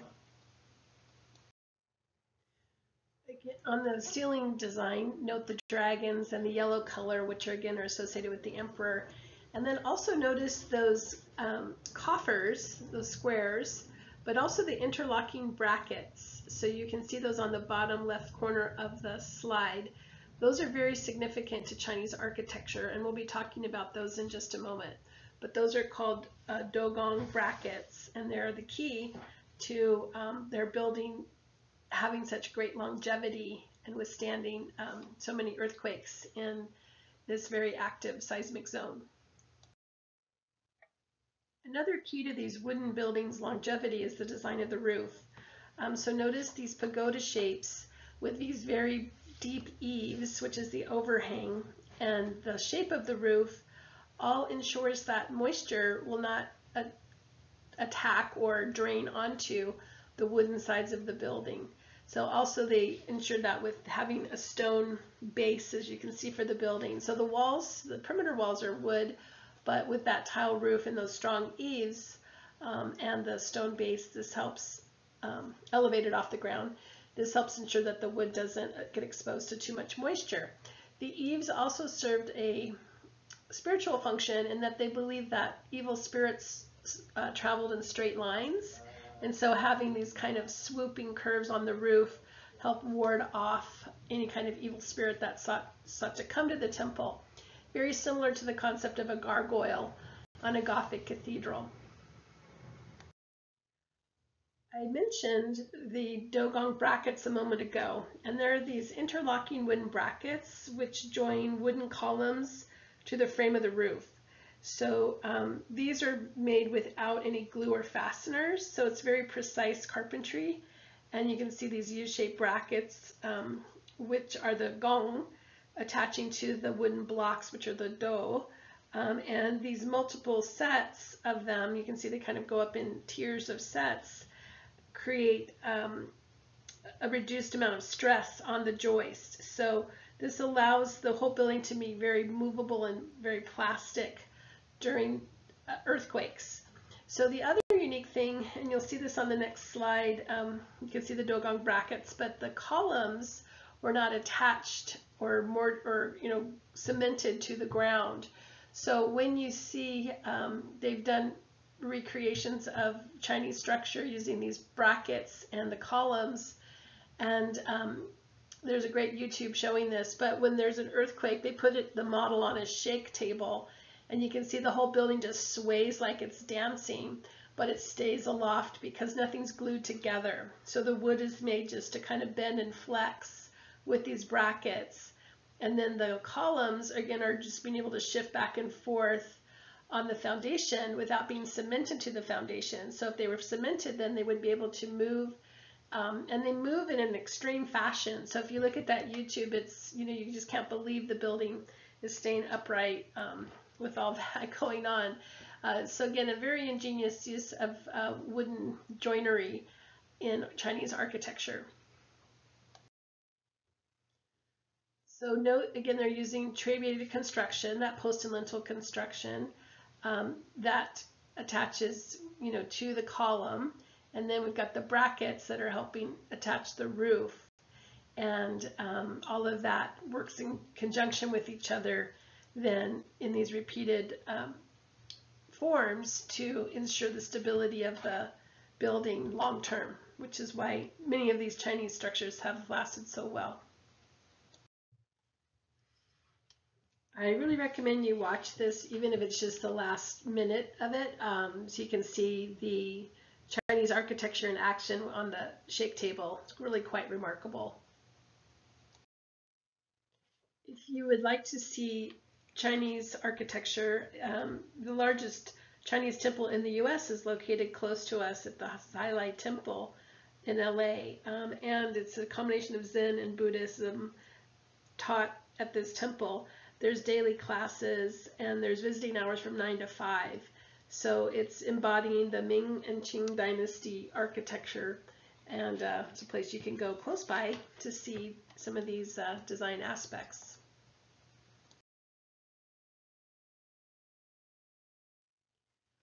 Making our way from more of the macro designs of the architecture to more of the detail in the architecture, this is called a moon gate, and these were created in gardens of wealthy Chinese homes, and it has a spiritual meaning, again, of the moon in the Chinese summer. So it's creating this inviting passageway or entrance to the garden, and sometimes it'll also be used on the interior. This is an example of a moon bridge used in an interior, although I have to say I think the exit sign kind of kills the whole vibe, don't you think?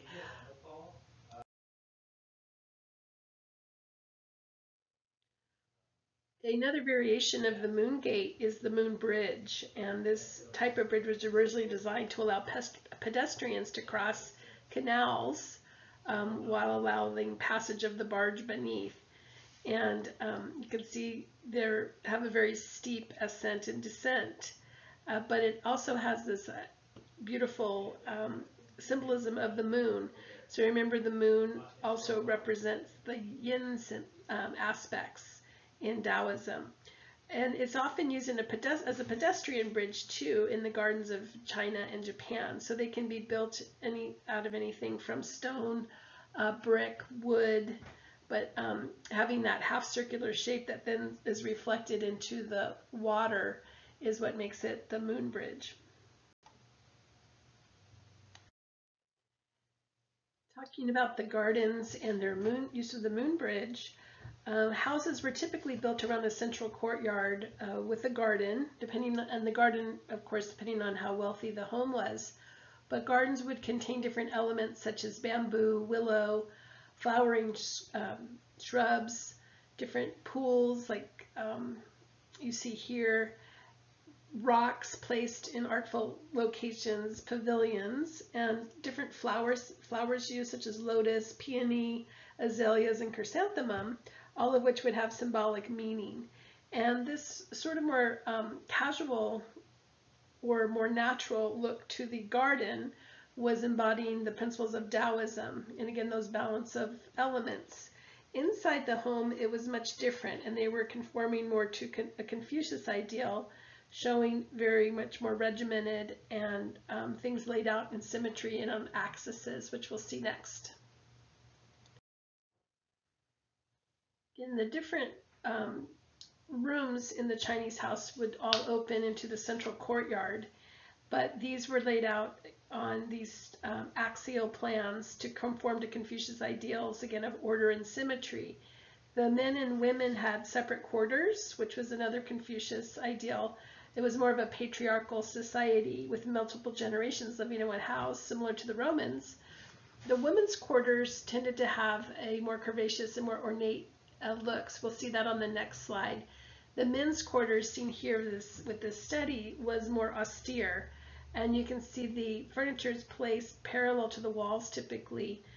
The seat of importance is typically, or the place of honor would be the chair furthest from the entrance.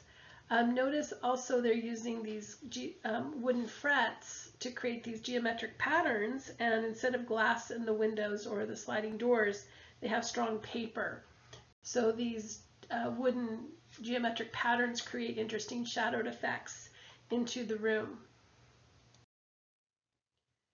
So this would be more of a woman's quarters, where you see the embellished bits of fabric that sometimes the windows even would be hung with fabric, and the more carved and ornate furniture.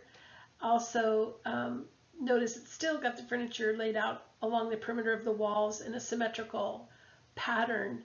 And typically the walls were plaster, and you can see the wood, post and lintel construction, and some type of a hard ceramic tile floor would be used. Another important aspect of a Chinese home, especially in the colder northern parts of China, is what's called a kong, which is basically a flue system that creates a heated platform. Kong means to dry, and so it became a bed design. So notice that the stove here on the illustration on the left is venting out underneath that masonry platform that you see behind the wall. So if you're looking at the plan view, you can see again the stove, heat of the stove is going out through a flue through that masonry platform that would then be used for a bed or a seating area even during the day. So this design dates back 7,000 years, and it's one of the staples of the traditional Chinese furniture, or Chinese interiors, I should say. And here you see a Chinese family enjoying being warm on their kong. So it might have been a little hard to see, but there's a narration about what a kong is on this previous slide. So you want to listen to that. I believe because of the design of the flue system coming from the stove underneath that platform in that geometric fashion was perhaps the inspiration for why they call these interlocking frets the kong pattern. And so we see these kinds of interlocking geometric wooden screens used throughout traditional Chinese architecture, and even today is called a kong pattern, K-A-N-G, kong.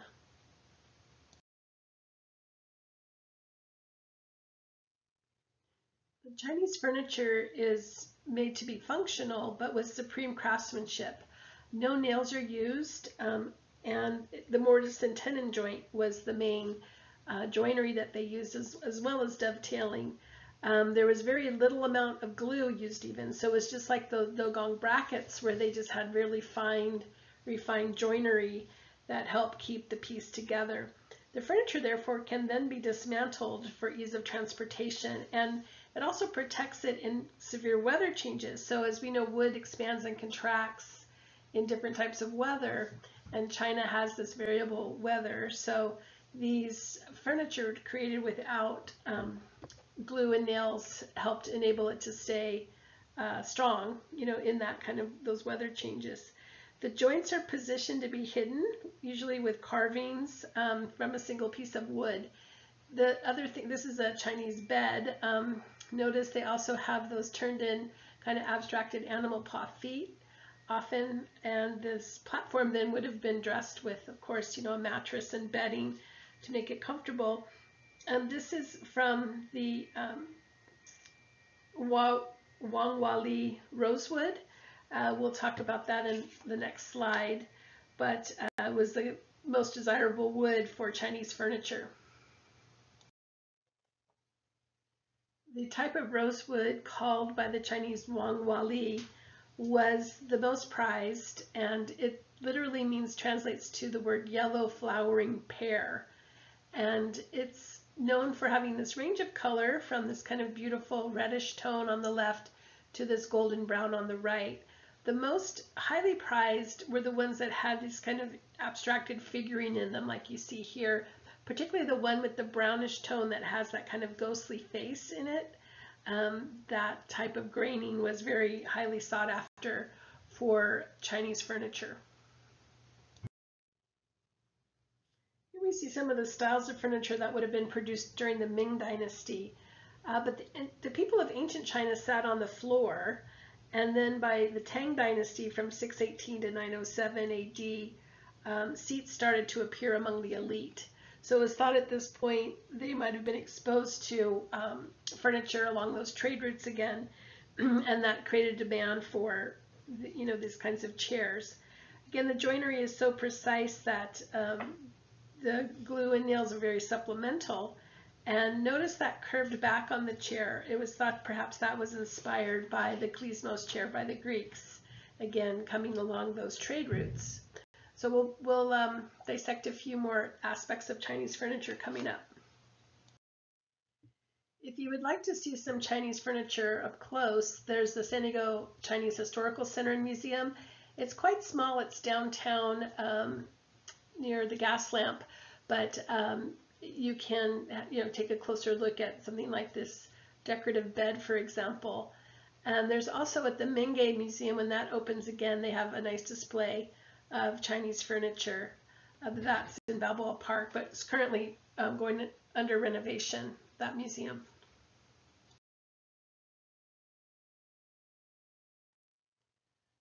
The form of chairs that you see here is called the official's hat chair.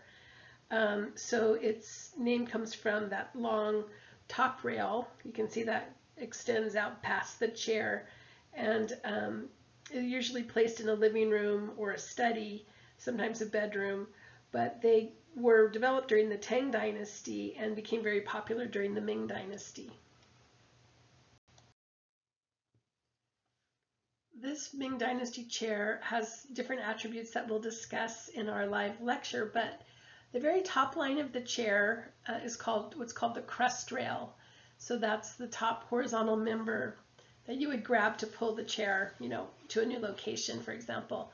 That vertical decorative part that connects the crust rail to the seat is called the splat. And this is called that in all furnitures. We have the crust rail and the splat. And then we have those arm supports, and then notice those vertical, what's called spindles. And the spindles then help support the arm. Then if you go down from the seat, you'll see that vertical face around dropping off the bottom of the seat. That's called the apron. That can be true on a chair or a table.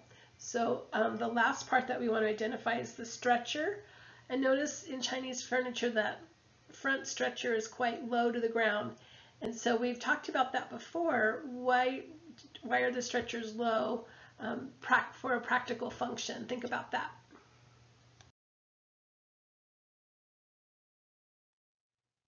The Ming Dynasty furniture, which is said to be the high water mark of Chinese furniture design, is known for this beautiful simplicity of line and form, and its masterful craftsmanship with that mortise and tenon joinery.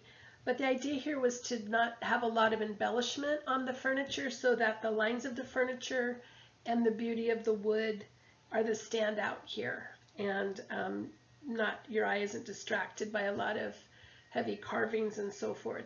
Now there are examples, of course, of more ornate furniture with heavier carving and lacquer work and inlays and so forth, but what's considered the most beautiful is these kinds of Wangwali chairs, that this fragrant rosewood that has this beautiful graining, and then that becomes the highlight of the chair, along with the beautiful form and the incredible workmanship and craftsmanship.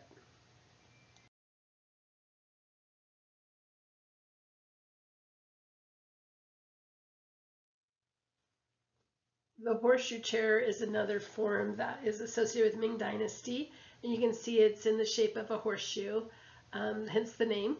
And then also notice the beautiful curve of the backsplat, and you can see the beautiful figuring of the wood in the rosewood on this one, and the low stretcher, and just the simple form of the chair, which again was highly prized.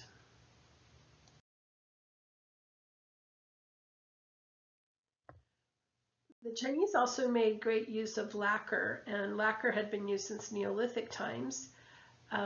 These kind of lacquered chairs that you see here also have the X frame that we saw going back to Egypt as well.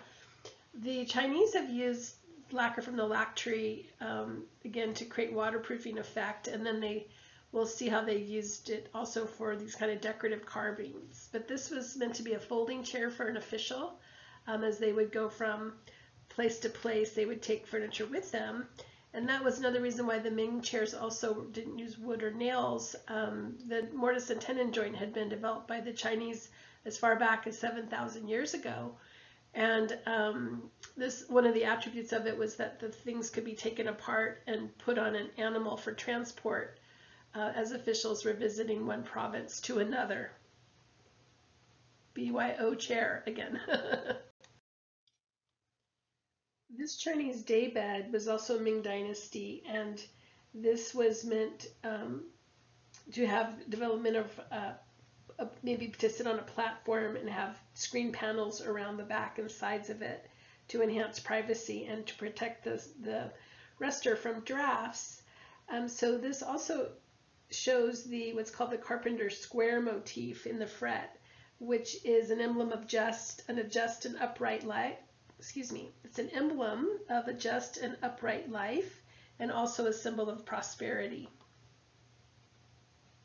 Oh, one last thing, notice the caning on the seat. So a lot of times that will be used when a piece of furniture is seeking to be a little lighter to put from spot to spot. The caning helps lighten up the weight of the piece.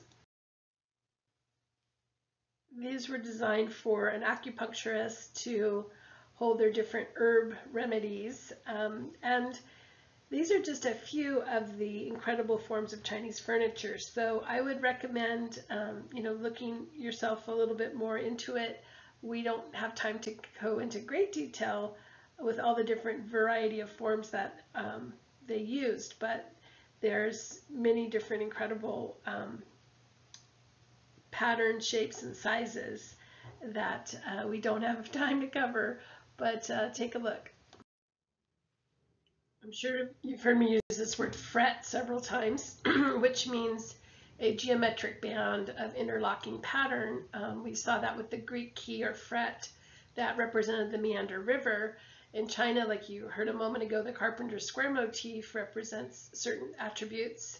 And we'll see another one on the next slide that is spiritually significant. This particular fret pattern, which is this Bentley cross, unfortunately is now linked to white supremacy because of the Nazis. But in fact, it was an ancient symbol that's been used by the Hindus, Buddhists, Greeks, Native Americans, the Celts, and it's a symbol of Taoism, a symbol of eternity for Taoism, a symbol of earth, and for Buddha, the heart of the Buddha in Buddhism. In Sanskrit, it meant lucky or auspicious object and well-being. So why do so many cultures have this symbol? And a couple theories have been proposed. One is that when people are in a deep meditative state, and these kind of parallel waves of neural activity sweep across their visual cortex, during these states of altered consciousness, certain kinds of symbols can sometimes kind of float in their inner eye, and this is one of those. So it might have something to do with the quadrants in the field of vision mapped to opposite areas of the brain. Another theory that's been proposed is by the astronomer Carl Sagan, who said that there was a comet that went by Earth in the past that had 4 fiery legs. So it's thought that that comet visible in the sky to many different people in the world might have been the inspiration for this 4-legged symbol.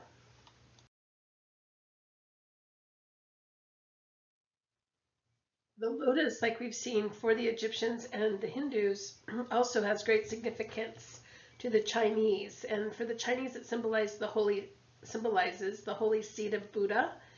And because the flower rises from the mud and blooms in exquisite beauty, it symbolizes perfection and purity of both the heart and the mind. It also can represent long life and honor. So we'll see these lotus symbols used on quite a bit of design.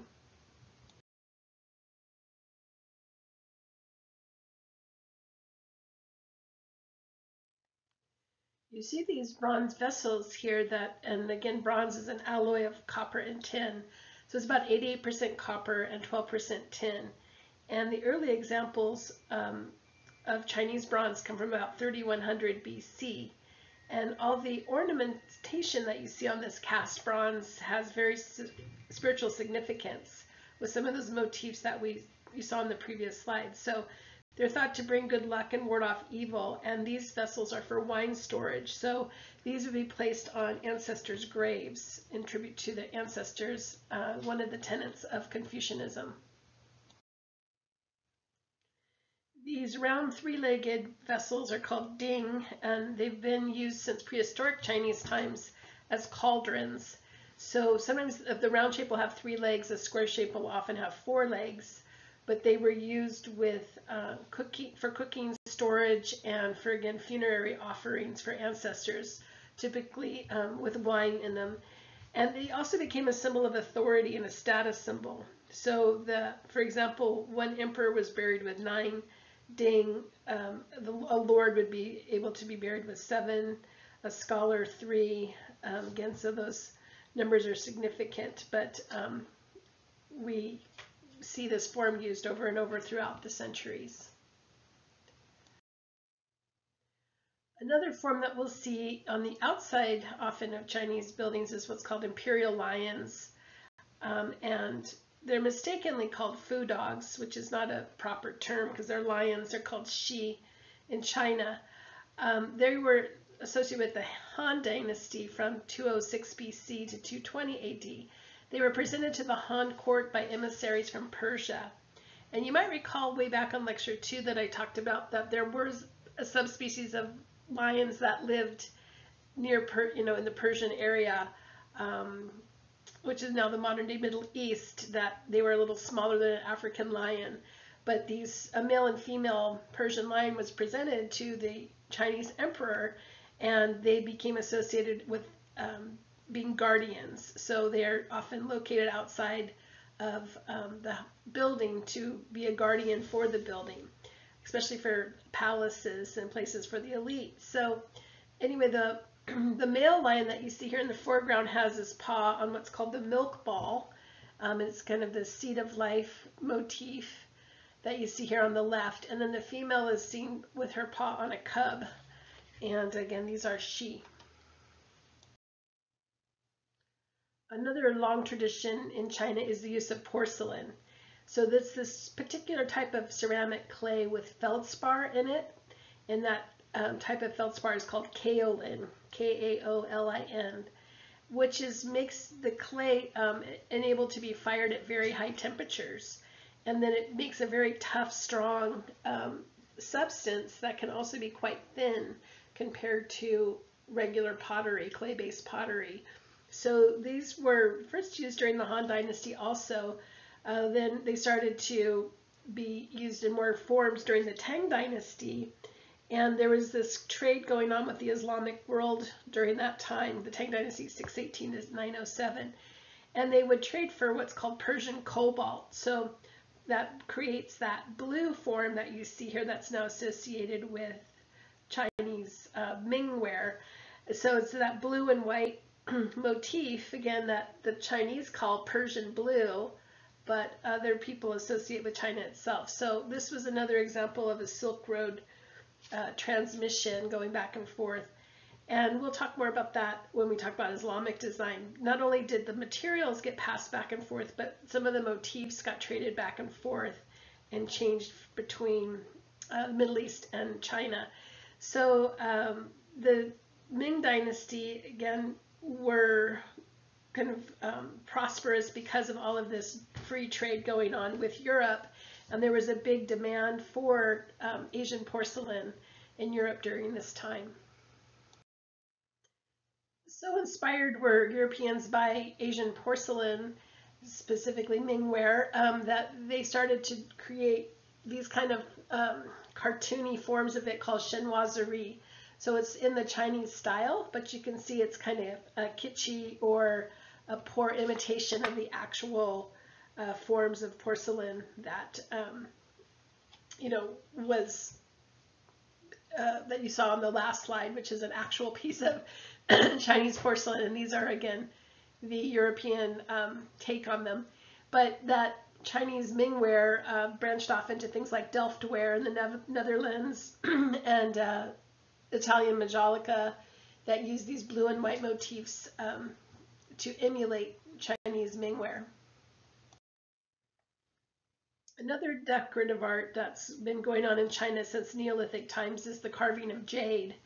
And jade was considered to have magical properties and a very precious stone. It still is a symbol of power and peace and prosperity. So when we look at the different colors and forms of jade, the white jade is the most prized. And we'll look at an unusual use of jade on the next slide. This is a jade burial suit from the Han Dynasty from 1968 is when it was discovered.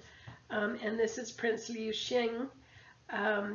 There's 2,500 pieces of jade connected with gold wire in what they call a suit of immortality.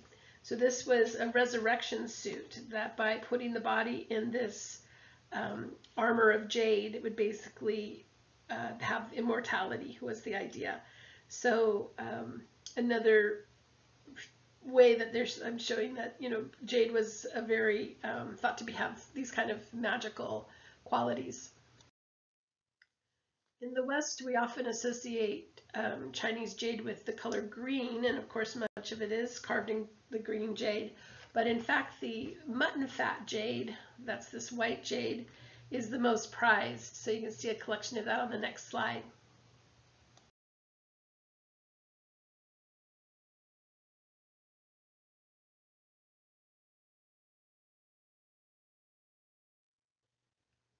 Another ceramic piece that was popular for graves, it's a funerary piece, are these Tang horses. Again, the Tang Dynasty was defending the empire, so there was a military necessity for the powerful to have a horse. It was also thought horses could carry the soul to an imagined land after death. So this specifically was found in a tomb, and it usually is linked to imperial power or wealth or status. And this has the Tang Dynasty distinctive colors, which are this kind of ochre, gold, green, and white.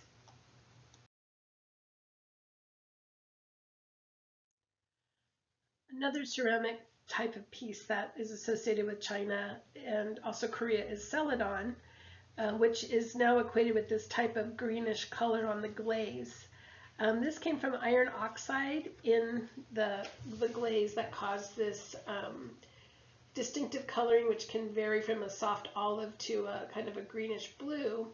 And the copper oxide can produce a very distinctive kind of green glaze. So again, it's fired only once, but under high temperature.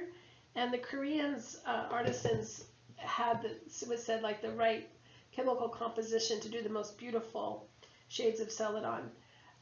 Celadon, ironically, is actually the name given to it in Europe because it was there was a character in the French Rococo time period of a shepherd named Celadon who had a soft green bow when he was depicted in artwork.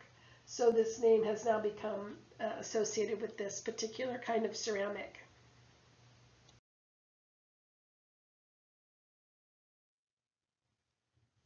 Chinese porcelain patterns are many and varied, but since the 6th century, it was been a milestone in decorative art. So by the Ming Dynasty, it achieved absolute whiteness on the background, and then they had these other types of tints in color families or famille.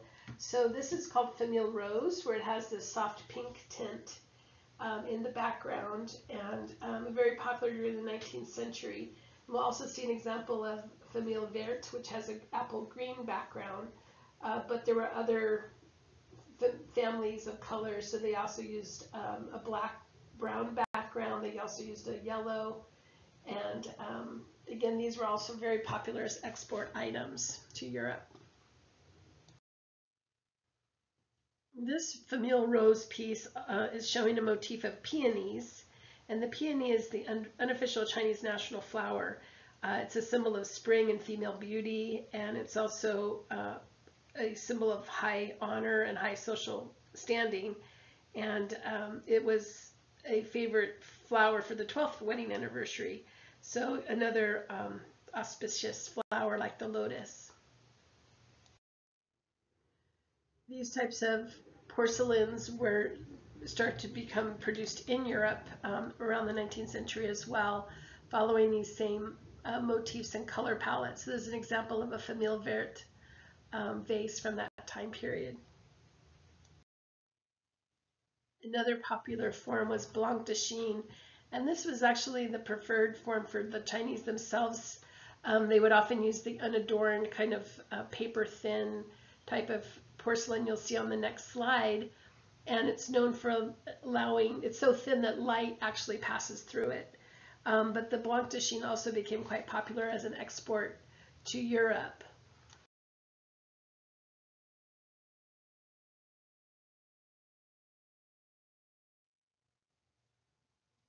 A piece that looks like it could be ceramic, but it's actually made from metal and enamel, is what's called cloisonné. And this is decorating metalwork with vitreous enamel and firing it to create these beautiful patterns of color with the metalwork inlay. So what they do is they solder thin lines of metal to separate the colors of the enamel. And those separations are called cloisons, which is a chamber in French. This technique started all the way back with the Egyptians, who used some cloisonné, but it really took off during the Byzantine Empire, which we're going to talk about next class. But when Constantinople fell to the Ottoman Turks in 1453, many of the Byzantine artisans fled the area and either came into Europe or out to Asia, where they brought this technique of cloisonné with them, and it started to become associated with both, with Asian design, not only China, but other parts of Asia as well, like Japan. So here's what the piece looks like before it's got any enamel inlay. So you can see it's made from metal, and then these wire chambers are soldered onto it to create those intricate patterns. And then color enamel is laid into, or vitreous enamel pieces are laid into, it's basically like powders actually, into those chambers. And then when it's fired, it creates those beautiful effects like you'll see on the next slide.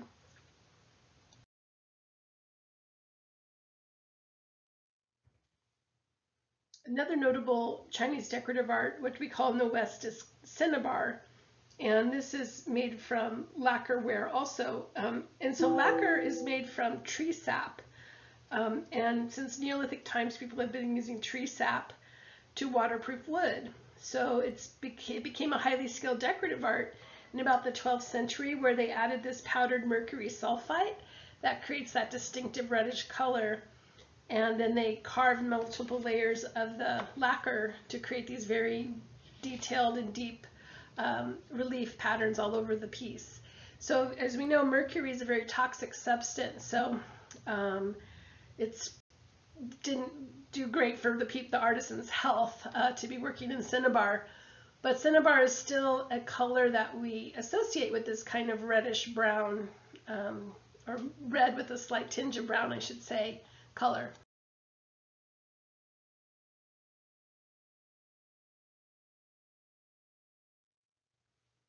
Another lacquer work technique is called coromandel, and these are basically Chinese folding screens, or you can see here on this cabinet, that are made by applying up to 30 layers of lacquer to a wood background and using inlays of shell and other colors to create these beautifully decorative effects.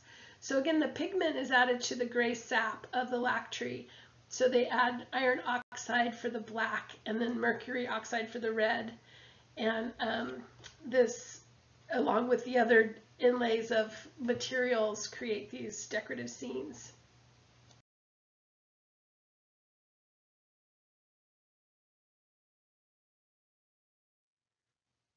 These were another popular export item to the West. And so the name Coromandel actually comes from a port on the coastline of India where the goods from China were loaded onto ships.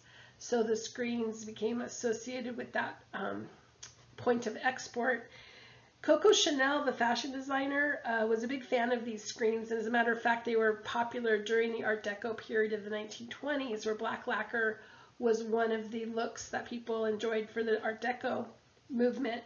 But Coco Chanel owned 32 of these screens. So take a look at the next one. It's really beautiful on the next slide.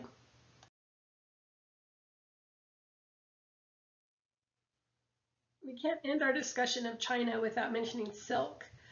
Silk was cultivated in China as early as 3000 BC. It could date even earlier. And there's even a goddess of silk, so revered as this material in China. An average household in the traditional times, the women would spend about 6 months of the year cultivating the silkworms, unraveling the cocoons, spinning, weaving, dyeing, and embroidering silk. So let's take a look at some of the attributes of it.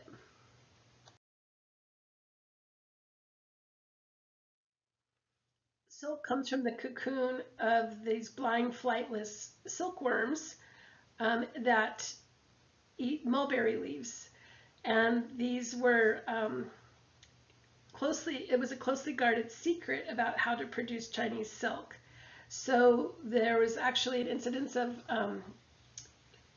Byzantine monks hiding silk cocoons in their walking staffs to smuggle some of the Chinese silkworms out of the country. And this happened about 550 AD. And that's when Byzantine silk production began. Even going as far back as Roman times, there was such a huge demand for Chinese silk that in ancient Rome, it was threatening to bankrupt the economy. 1 year of soldiers' pay was equivalent to 1 bolt of silk. When these cocoons are unraveled, it can create a long, filament that's very thin, like a human hair. So therefore, it takes about 2,500 cocoons to produce 1 pound of silk. Although it's very strong and light, it can discolor over time. In human conditions, the fiber can sometimes mildew, but silk is also a very good insulator. So a lot of times there'll be like silk undergarments for cold weather, for example. And so it's also known because it takes dye very beautifully. So it's able to be dyed in a lot of brilliant, beautiful colors. Here you see the cocoons being processed, but there was writing in Roman literature about silk because it is such a thin material. It didn't leave much to the imagination on the human body, and so it was considered kind of a scandalous thing to wear silk. This is what a silk loom would have looked like in the earlier time period, and then the next few slides show how it gets mechanically more mechanized. It's still a big product coming out of China. And again, in the 16th century or 6th century Persia, silk was very much in demand. The 13th century, with the Crusades coming out of Italy, created a big demand for silk from China as well.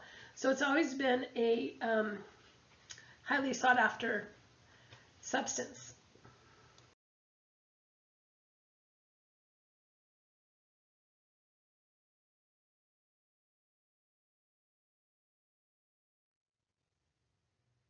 The finest Chinese carpets were also made of silk or woven from silk, sometimes with wool incorporated as well, or for imperial use, some metallic threads. And these were designed in imitation of Persian or Islamic carpet.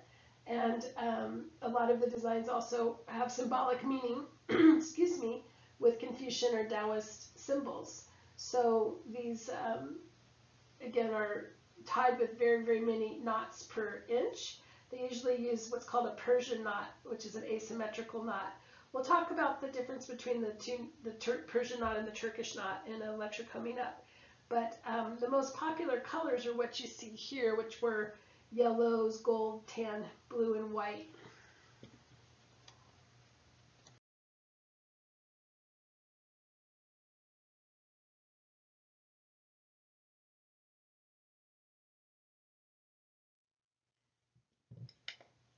As we leave China, you can see some of the attributes of Chinese design in this beautiful silk embroidered garment.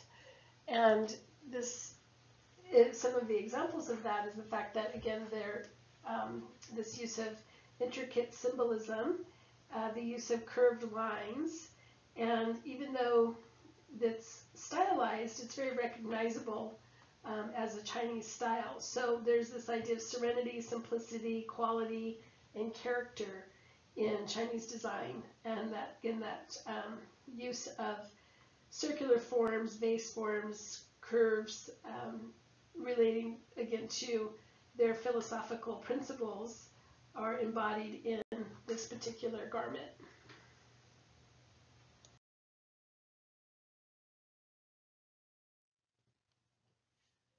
When we look at Japanese design, we see a distinctive naturalness and attention to detail, and this is in turn depicted in their art, furniture, architecture, and it's influenced by a variety of factors. One is their natural environment, which is this group of islands, as you know, off the coast of Asia, and these are very volcanic islands. So the use of wooden structures were employed that were easily rebuilt because it's a very seismically active zone. Granite and volcanic rocks are often used for platforms and foundations, however.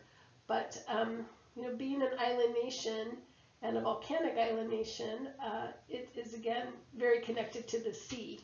So we'll see this connection to the natural world as being important aesthetic to the Japanese design motifs. So Shintoism, as you saw on the first slide, is the indigenous religion of Japan, going back to about the 6th century BC. And in that system of belief, all things are kami, K-A-M-I, or spiritual beings. And these spiritual beings this Shinto actually means those above, or again, these supernatural deities with powers over important human events, such as the fertility of crops. And so the Shinto deities were not worshipped with icons and images. They're more, they create a space for a simple wooden shrine that's usually unpainted and very humble looking in a serene setting. And this idea of connection to nature was very important. So the job then was to live in harmony with the natural world and have peaceful coexistence with nature and with other human beings. So when we look at Mount Fuji, remember I said Japan is a volcanic nation, it's an icon of Japan, but it's also its main kami, the main spiritual being of Japan. So therefore it's a spiritual destination for pilgrimages. It is an active volcano. It last erupted in 1708. And it's been an inspiration for artists, poets, and other artisans throughout Japanese history. It's 12,389 feet tall, just to give you a sense of scale, and we'll see it again on many items depicting Japan, Mount Fuji. Another icon of Japanese Shintoism is the torii, which is this symbolic gateway that marks the entrance to a Shinto shrine. Now you'll see torii also used for Buddhist shrines, but originally they were only Shinto.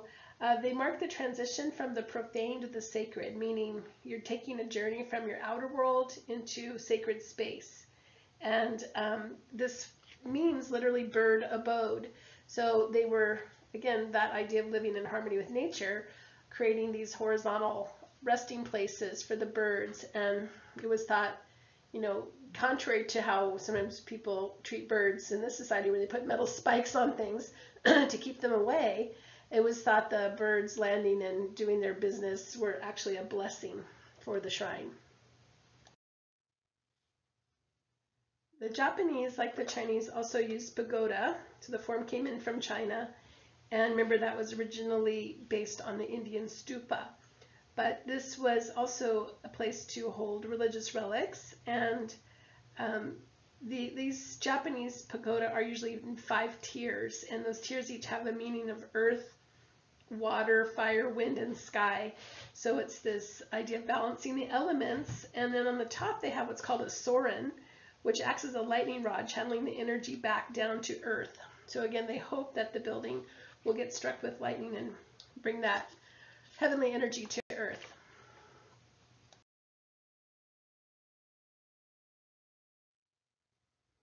Here we see a Buddhist shrine, and Buddhism was introduced in the 6th century from China and Korea. The use of stone was avoided due to volcanic type stone available. So most of the structures then for traditional Japanese architecture are in wood. You can see with the tile or thatched roof. And we'll see how that translates to residential design here in a minute. But the Chinese architecture influenced Japanese architecture via Korea. And a lot of different motifs came in from Korea to Japan.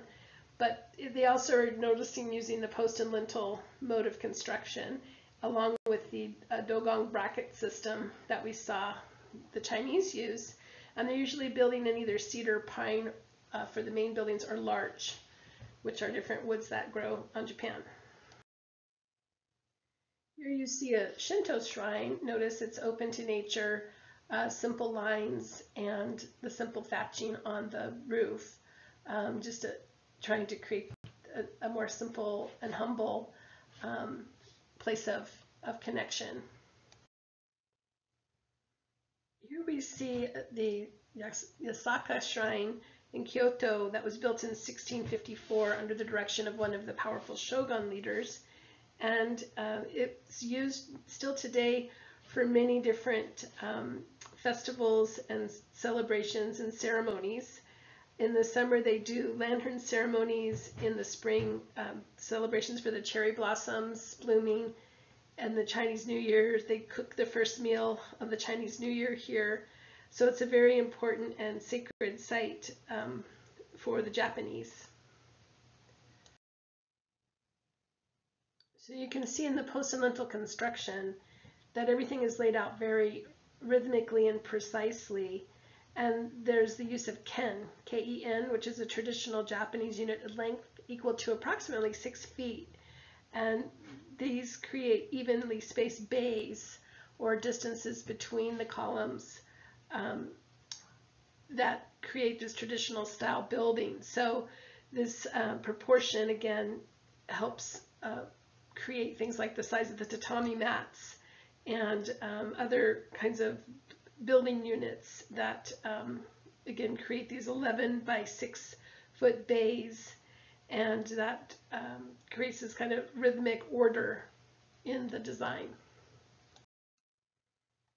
The initial construction of the shrine began in 656 AD, and then it became an object of imperial patronage, so other emperors and leaders added on to it until it's reached the form that we see today. And then these, like I said, this is an important site because it's the home to 2 important kami, and they were thought to ward off any evil. So for example, when Kyoto was hit with an epidemic, they took the Mikoshi, the divine palanquin of the Gion shrine, which is what it was called at that time, and paraded through the streets of Kyoto. And this was to help ward off that epidemic that had hit the city. So again, it's the most visited shrine in Japan.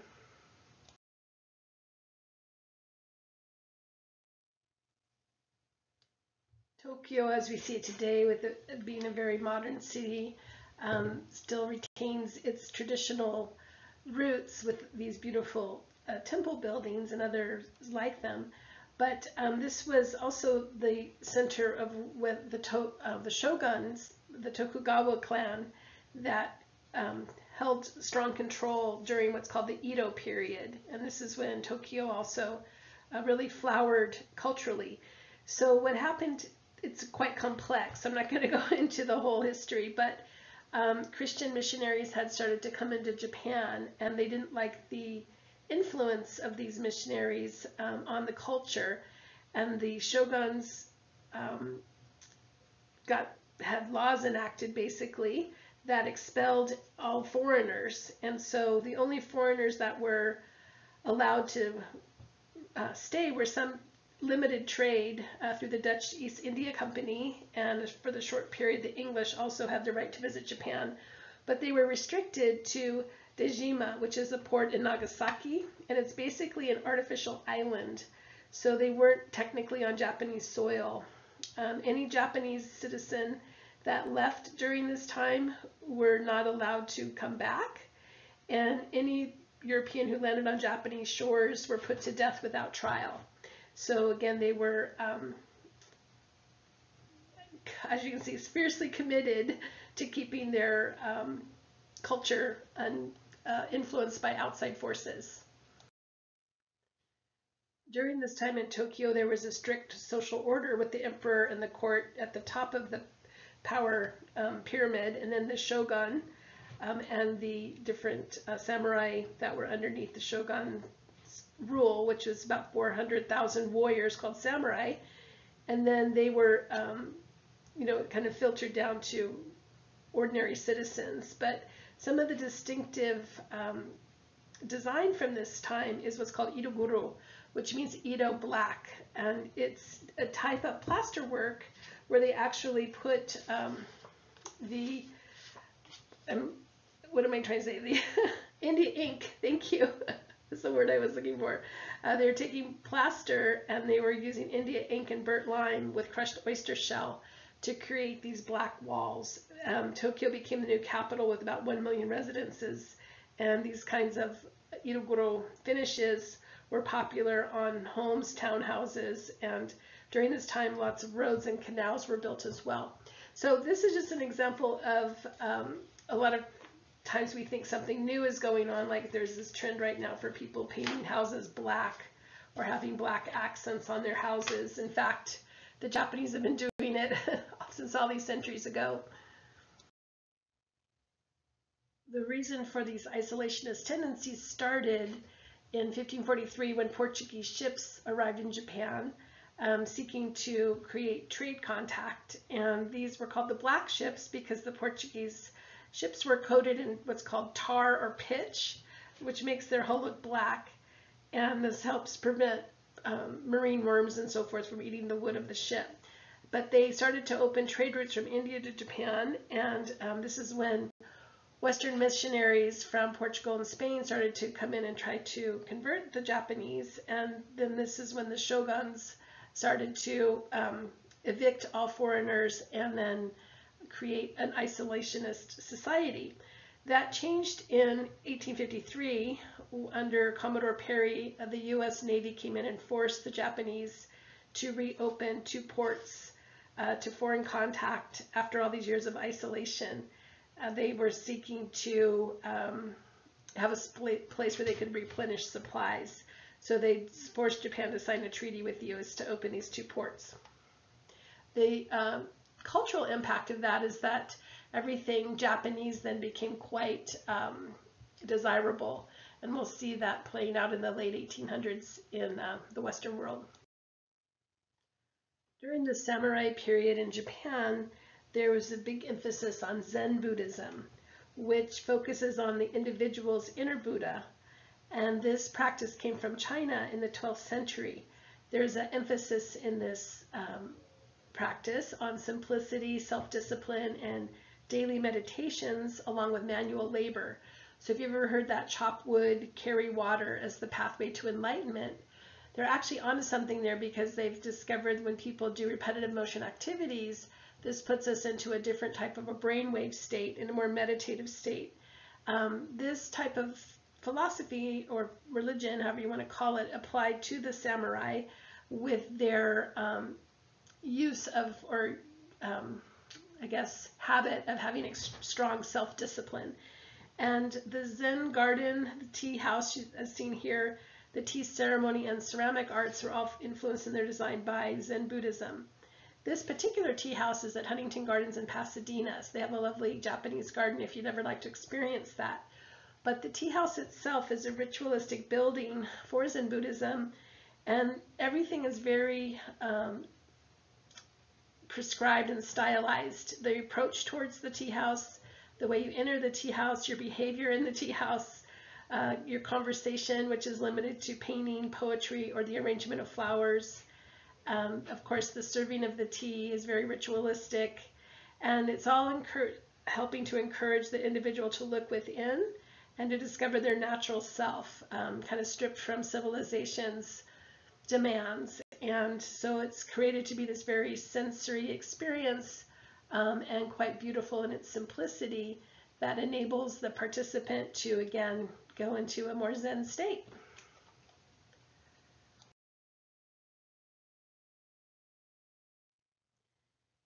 You can see in the design of the Japanese Zen gardens another philosophy of Japanese embodied, which is Tsubui.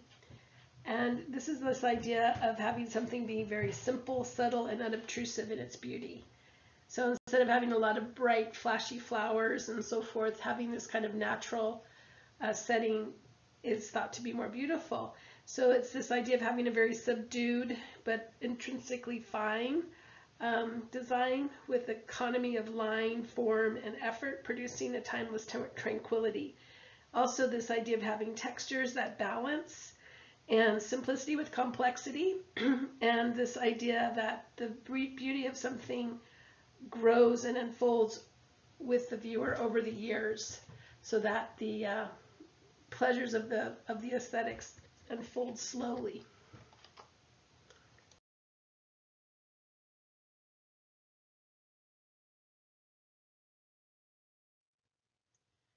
In the Japanese garden, we'll also see ishidoro, which are the garden lamp introduced to Japan from China and Korea in the 6th century.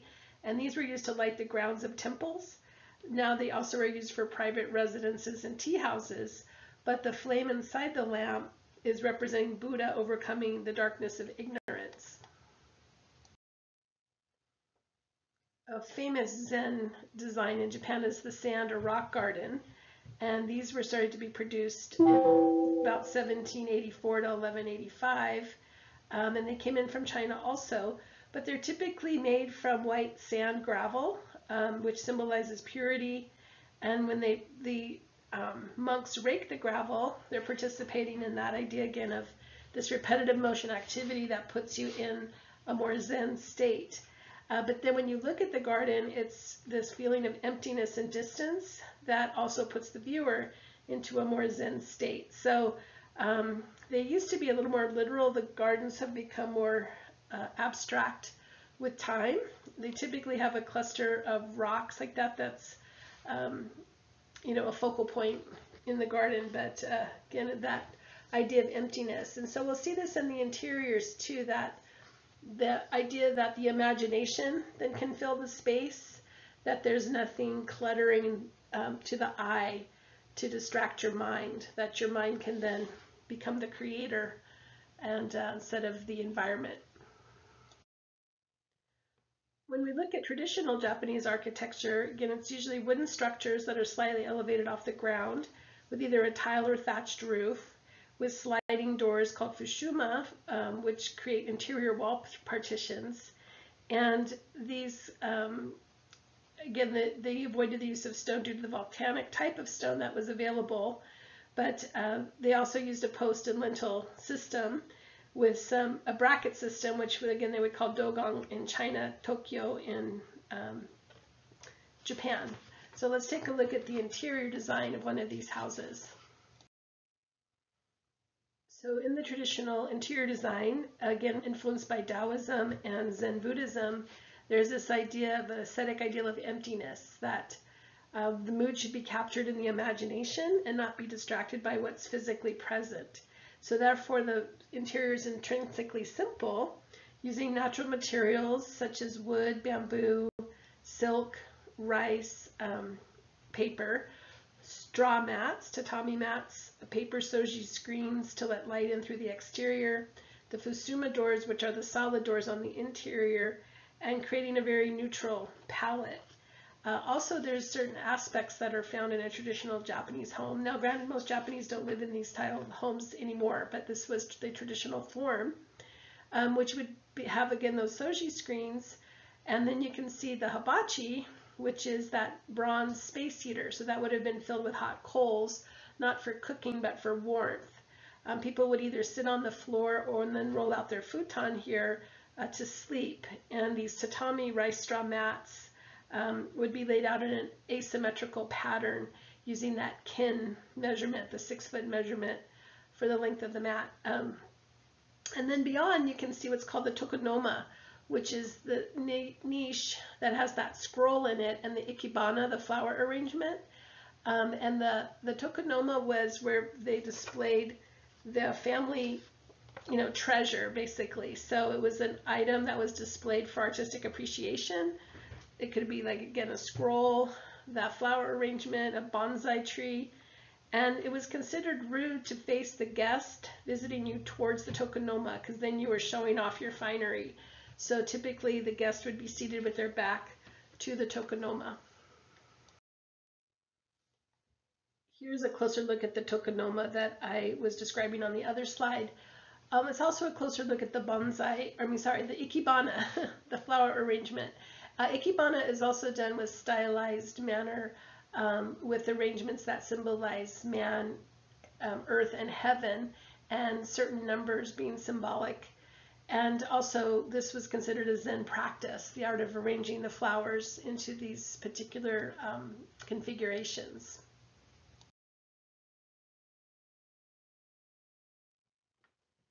So as you can see, with the traditional home, there's not much furniture, but the customs were to be low to the ground.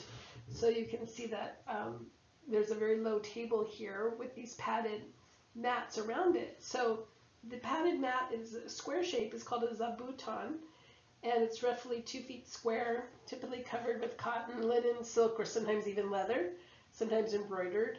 And the round floor mat is an enza, which is usually about 20 to 22 inches in diameter, and sometimes it can be woven, like in a plaited grass.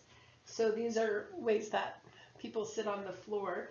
The typical furniture wood included magnolia and paulownia, so these white mulberry and chestnut, different woods that are from Japan.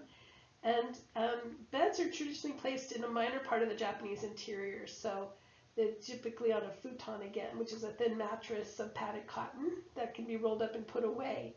So typically they would be put away all day, and then of course just brought out at night. These small tables were again used for dining, and sometimes they would have other purposes such as writing tables. They would be used for special gatherings, and the writing itself was given high regard, so there were other things that were designed for that act of calligraphy to make that more ritualistic and more functional.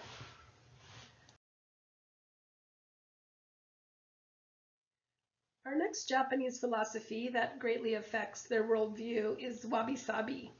And this is an idea that there's beauty in imperfection, and it's this acceptance of impermanence also. So the idea is that nothing is perfect, nothing lasts. So the way that's embodied in Japanese decorative arts is that a Japanese person would prefer a ceramic piece like this that looks like it's handmade than something beautifully perfectionistically made that looks like it could have come from a machine. So again, this sense of naturalism, simplicity, economy, austerity are all important. So, for example, if the potter had made the pot perfect, they would actually deliberately put a nick in it to symbolize that imperfection. So there's this sense of what they call a serene melancholy or spiritual longing that comes with this idea of wabi-sabi, because the embodiment is that nothing lasts, nothing is finished, and nothing is perfect. So I think that Western world could use more of that. I think we tend to get way too hung up on perfectionism, and I appreciate this thought that maybe there's more beauty in being imperfect.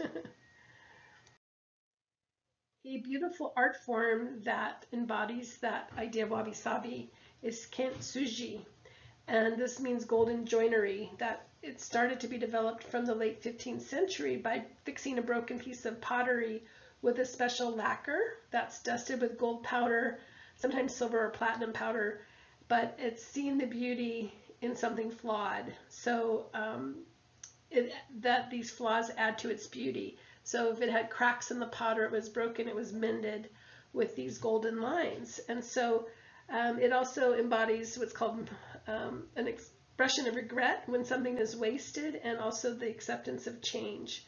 So again, this is gold dust kind of mixed into an epoxy lacquer that helps mend the ceramics in this beautiful kintsugi way.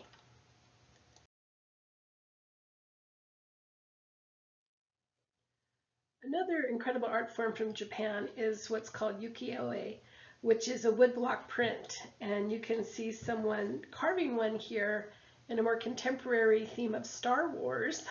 So I guess they're still evolving. But anyhow, the more traditional format and motif is on the right. But it's basically, you can see the artisan would hand chisel a scene from a block of wood, and then it's just like a big rubber stamp where they then color that block with different colorways and do a series of stamps to get the color like you see it here on this beautiful image of irises. As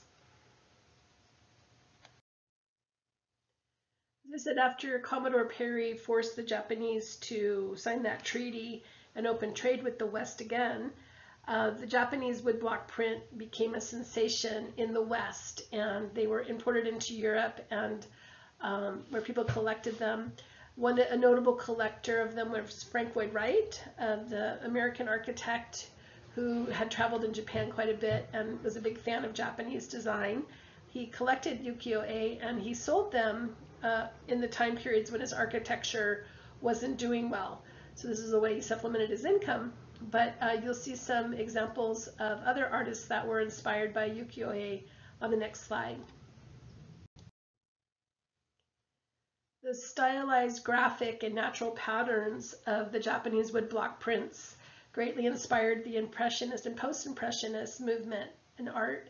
And we'll see it also inspired what's called the aesthetics movement, which we'll talk about in a few weeks or a few classes from now. But you see Van Gogh's version of a Japanese-inspired painting, not one of my favorite Van Gogh, I have to say, on the left, and a Monet in the center. This is his wife dressed in a Japanese kimono, and again inspired by these types of prints. By stripping away the background, stylizing the figure, making these more graphic patterns, and a sense of spatial ambiguity, all inspired modernism in art. But you can also see it helps us understand some of the cultural aspects of Japanese culture at this time, with just the adornments people are wearing, the furniture. You notice the low table again, the writing table. And so it's similar to how we learned a lot about Greek culture through the Greek face painting. The ukiyo-e prints give us a lot of information about Japanese culture in the Shogun period. To store finery like that incredible kimono you saw on the last slide, the Japanese, it's called tansu, or dansu, this plural. The use of these first recorded in the Edo period, again about 1688, and they're typically made from either elm, chestnut, or pine, sometimes cedar, and they're used as a mobile storage unit. So notice the kind of strapping on them. They were not used for display. They were made, again, for storage, and the hardware provided stability and helped it be able to be moved from place to place.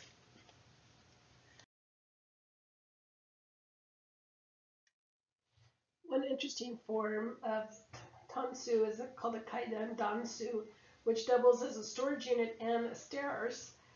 As you can see here, the stair steps that lead from the main floor of the house up to a sleeping loft. So again, it had multiple functions.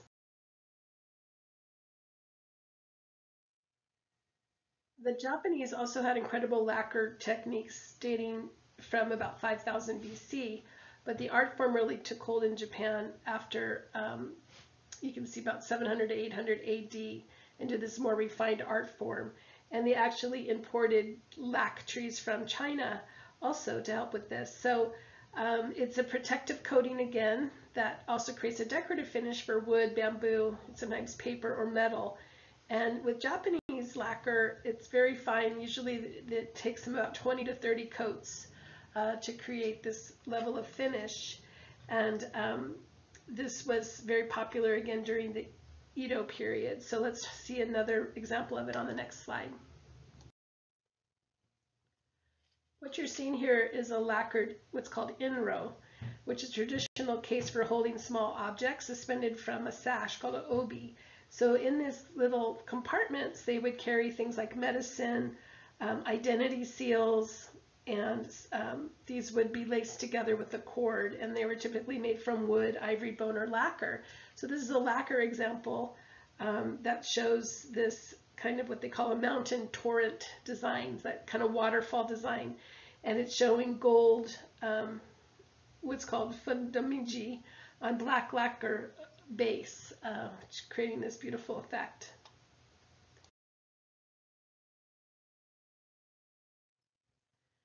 I know this has been a long slog, you guys, but we're almost there. Hang in there with me. This is Satsuma ware from the late 16th century, and it's known for its crackle glaze. So it has this kind of crackled finish that creates this effect of a two-tone once you see the color of the glaze with the kind of gold cracks in it. Korean potters entered Japan after the Japanese invasion of Korea, and they started to create new forms in pottery. And this type of Satsuma ware was on display in Paris at the exhibition in 1867, so it became quite popular as an export item to the West.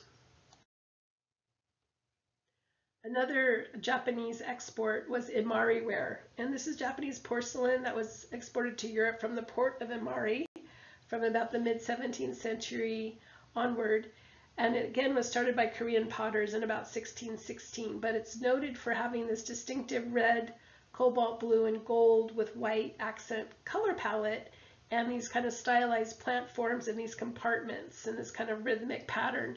So it really exemplifies that concept of unity with variety, doesn't it? So with this beautiful piece, we will leave our discussion of Japan. Thank you. Thanks for your attention. Okay, here's just a little PS.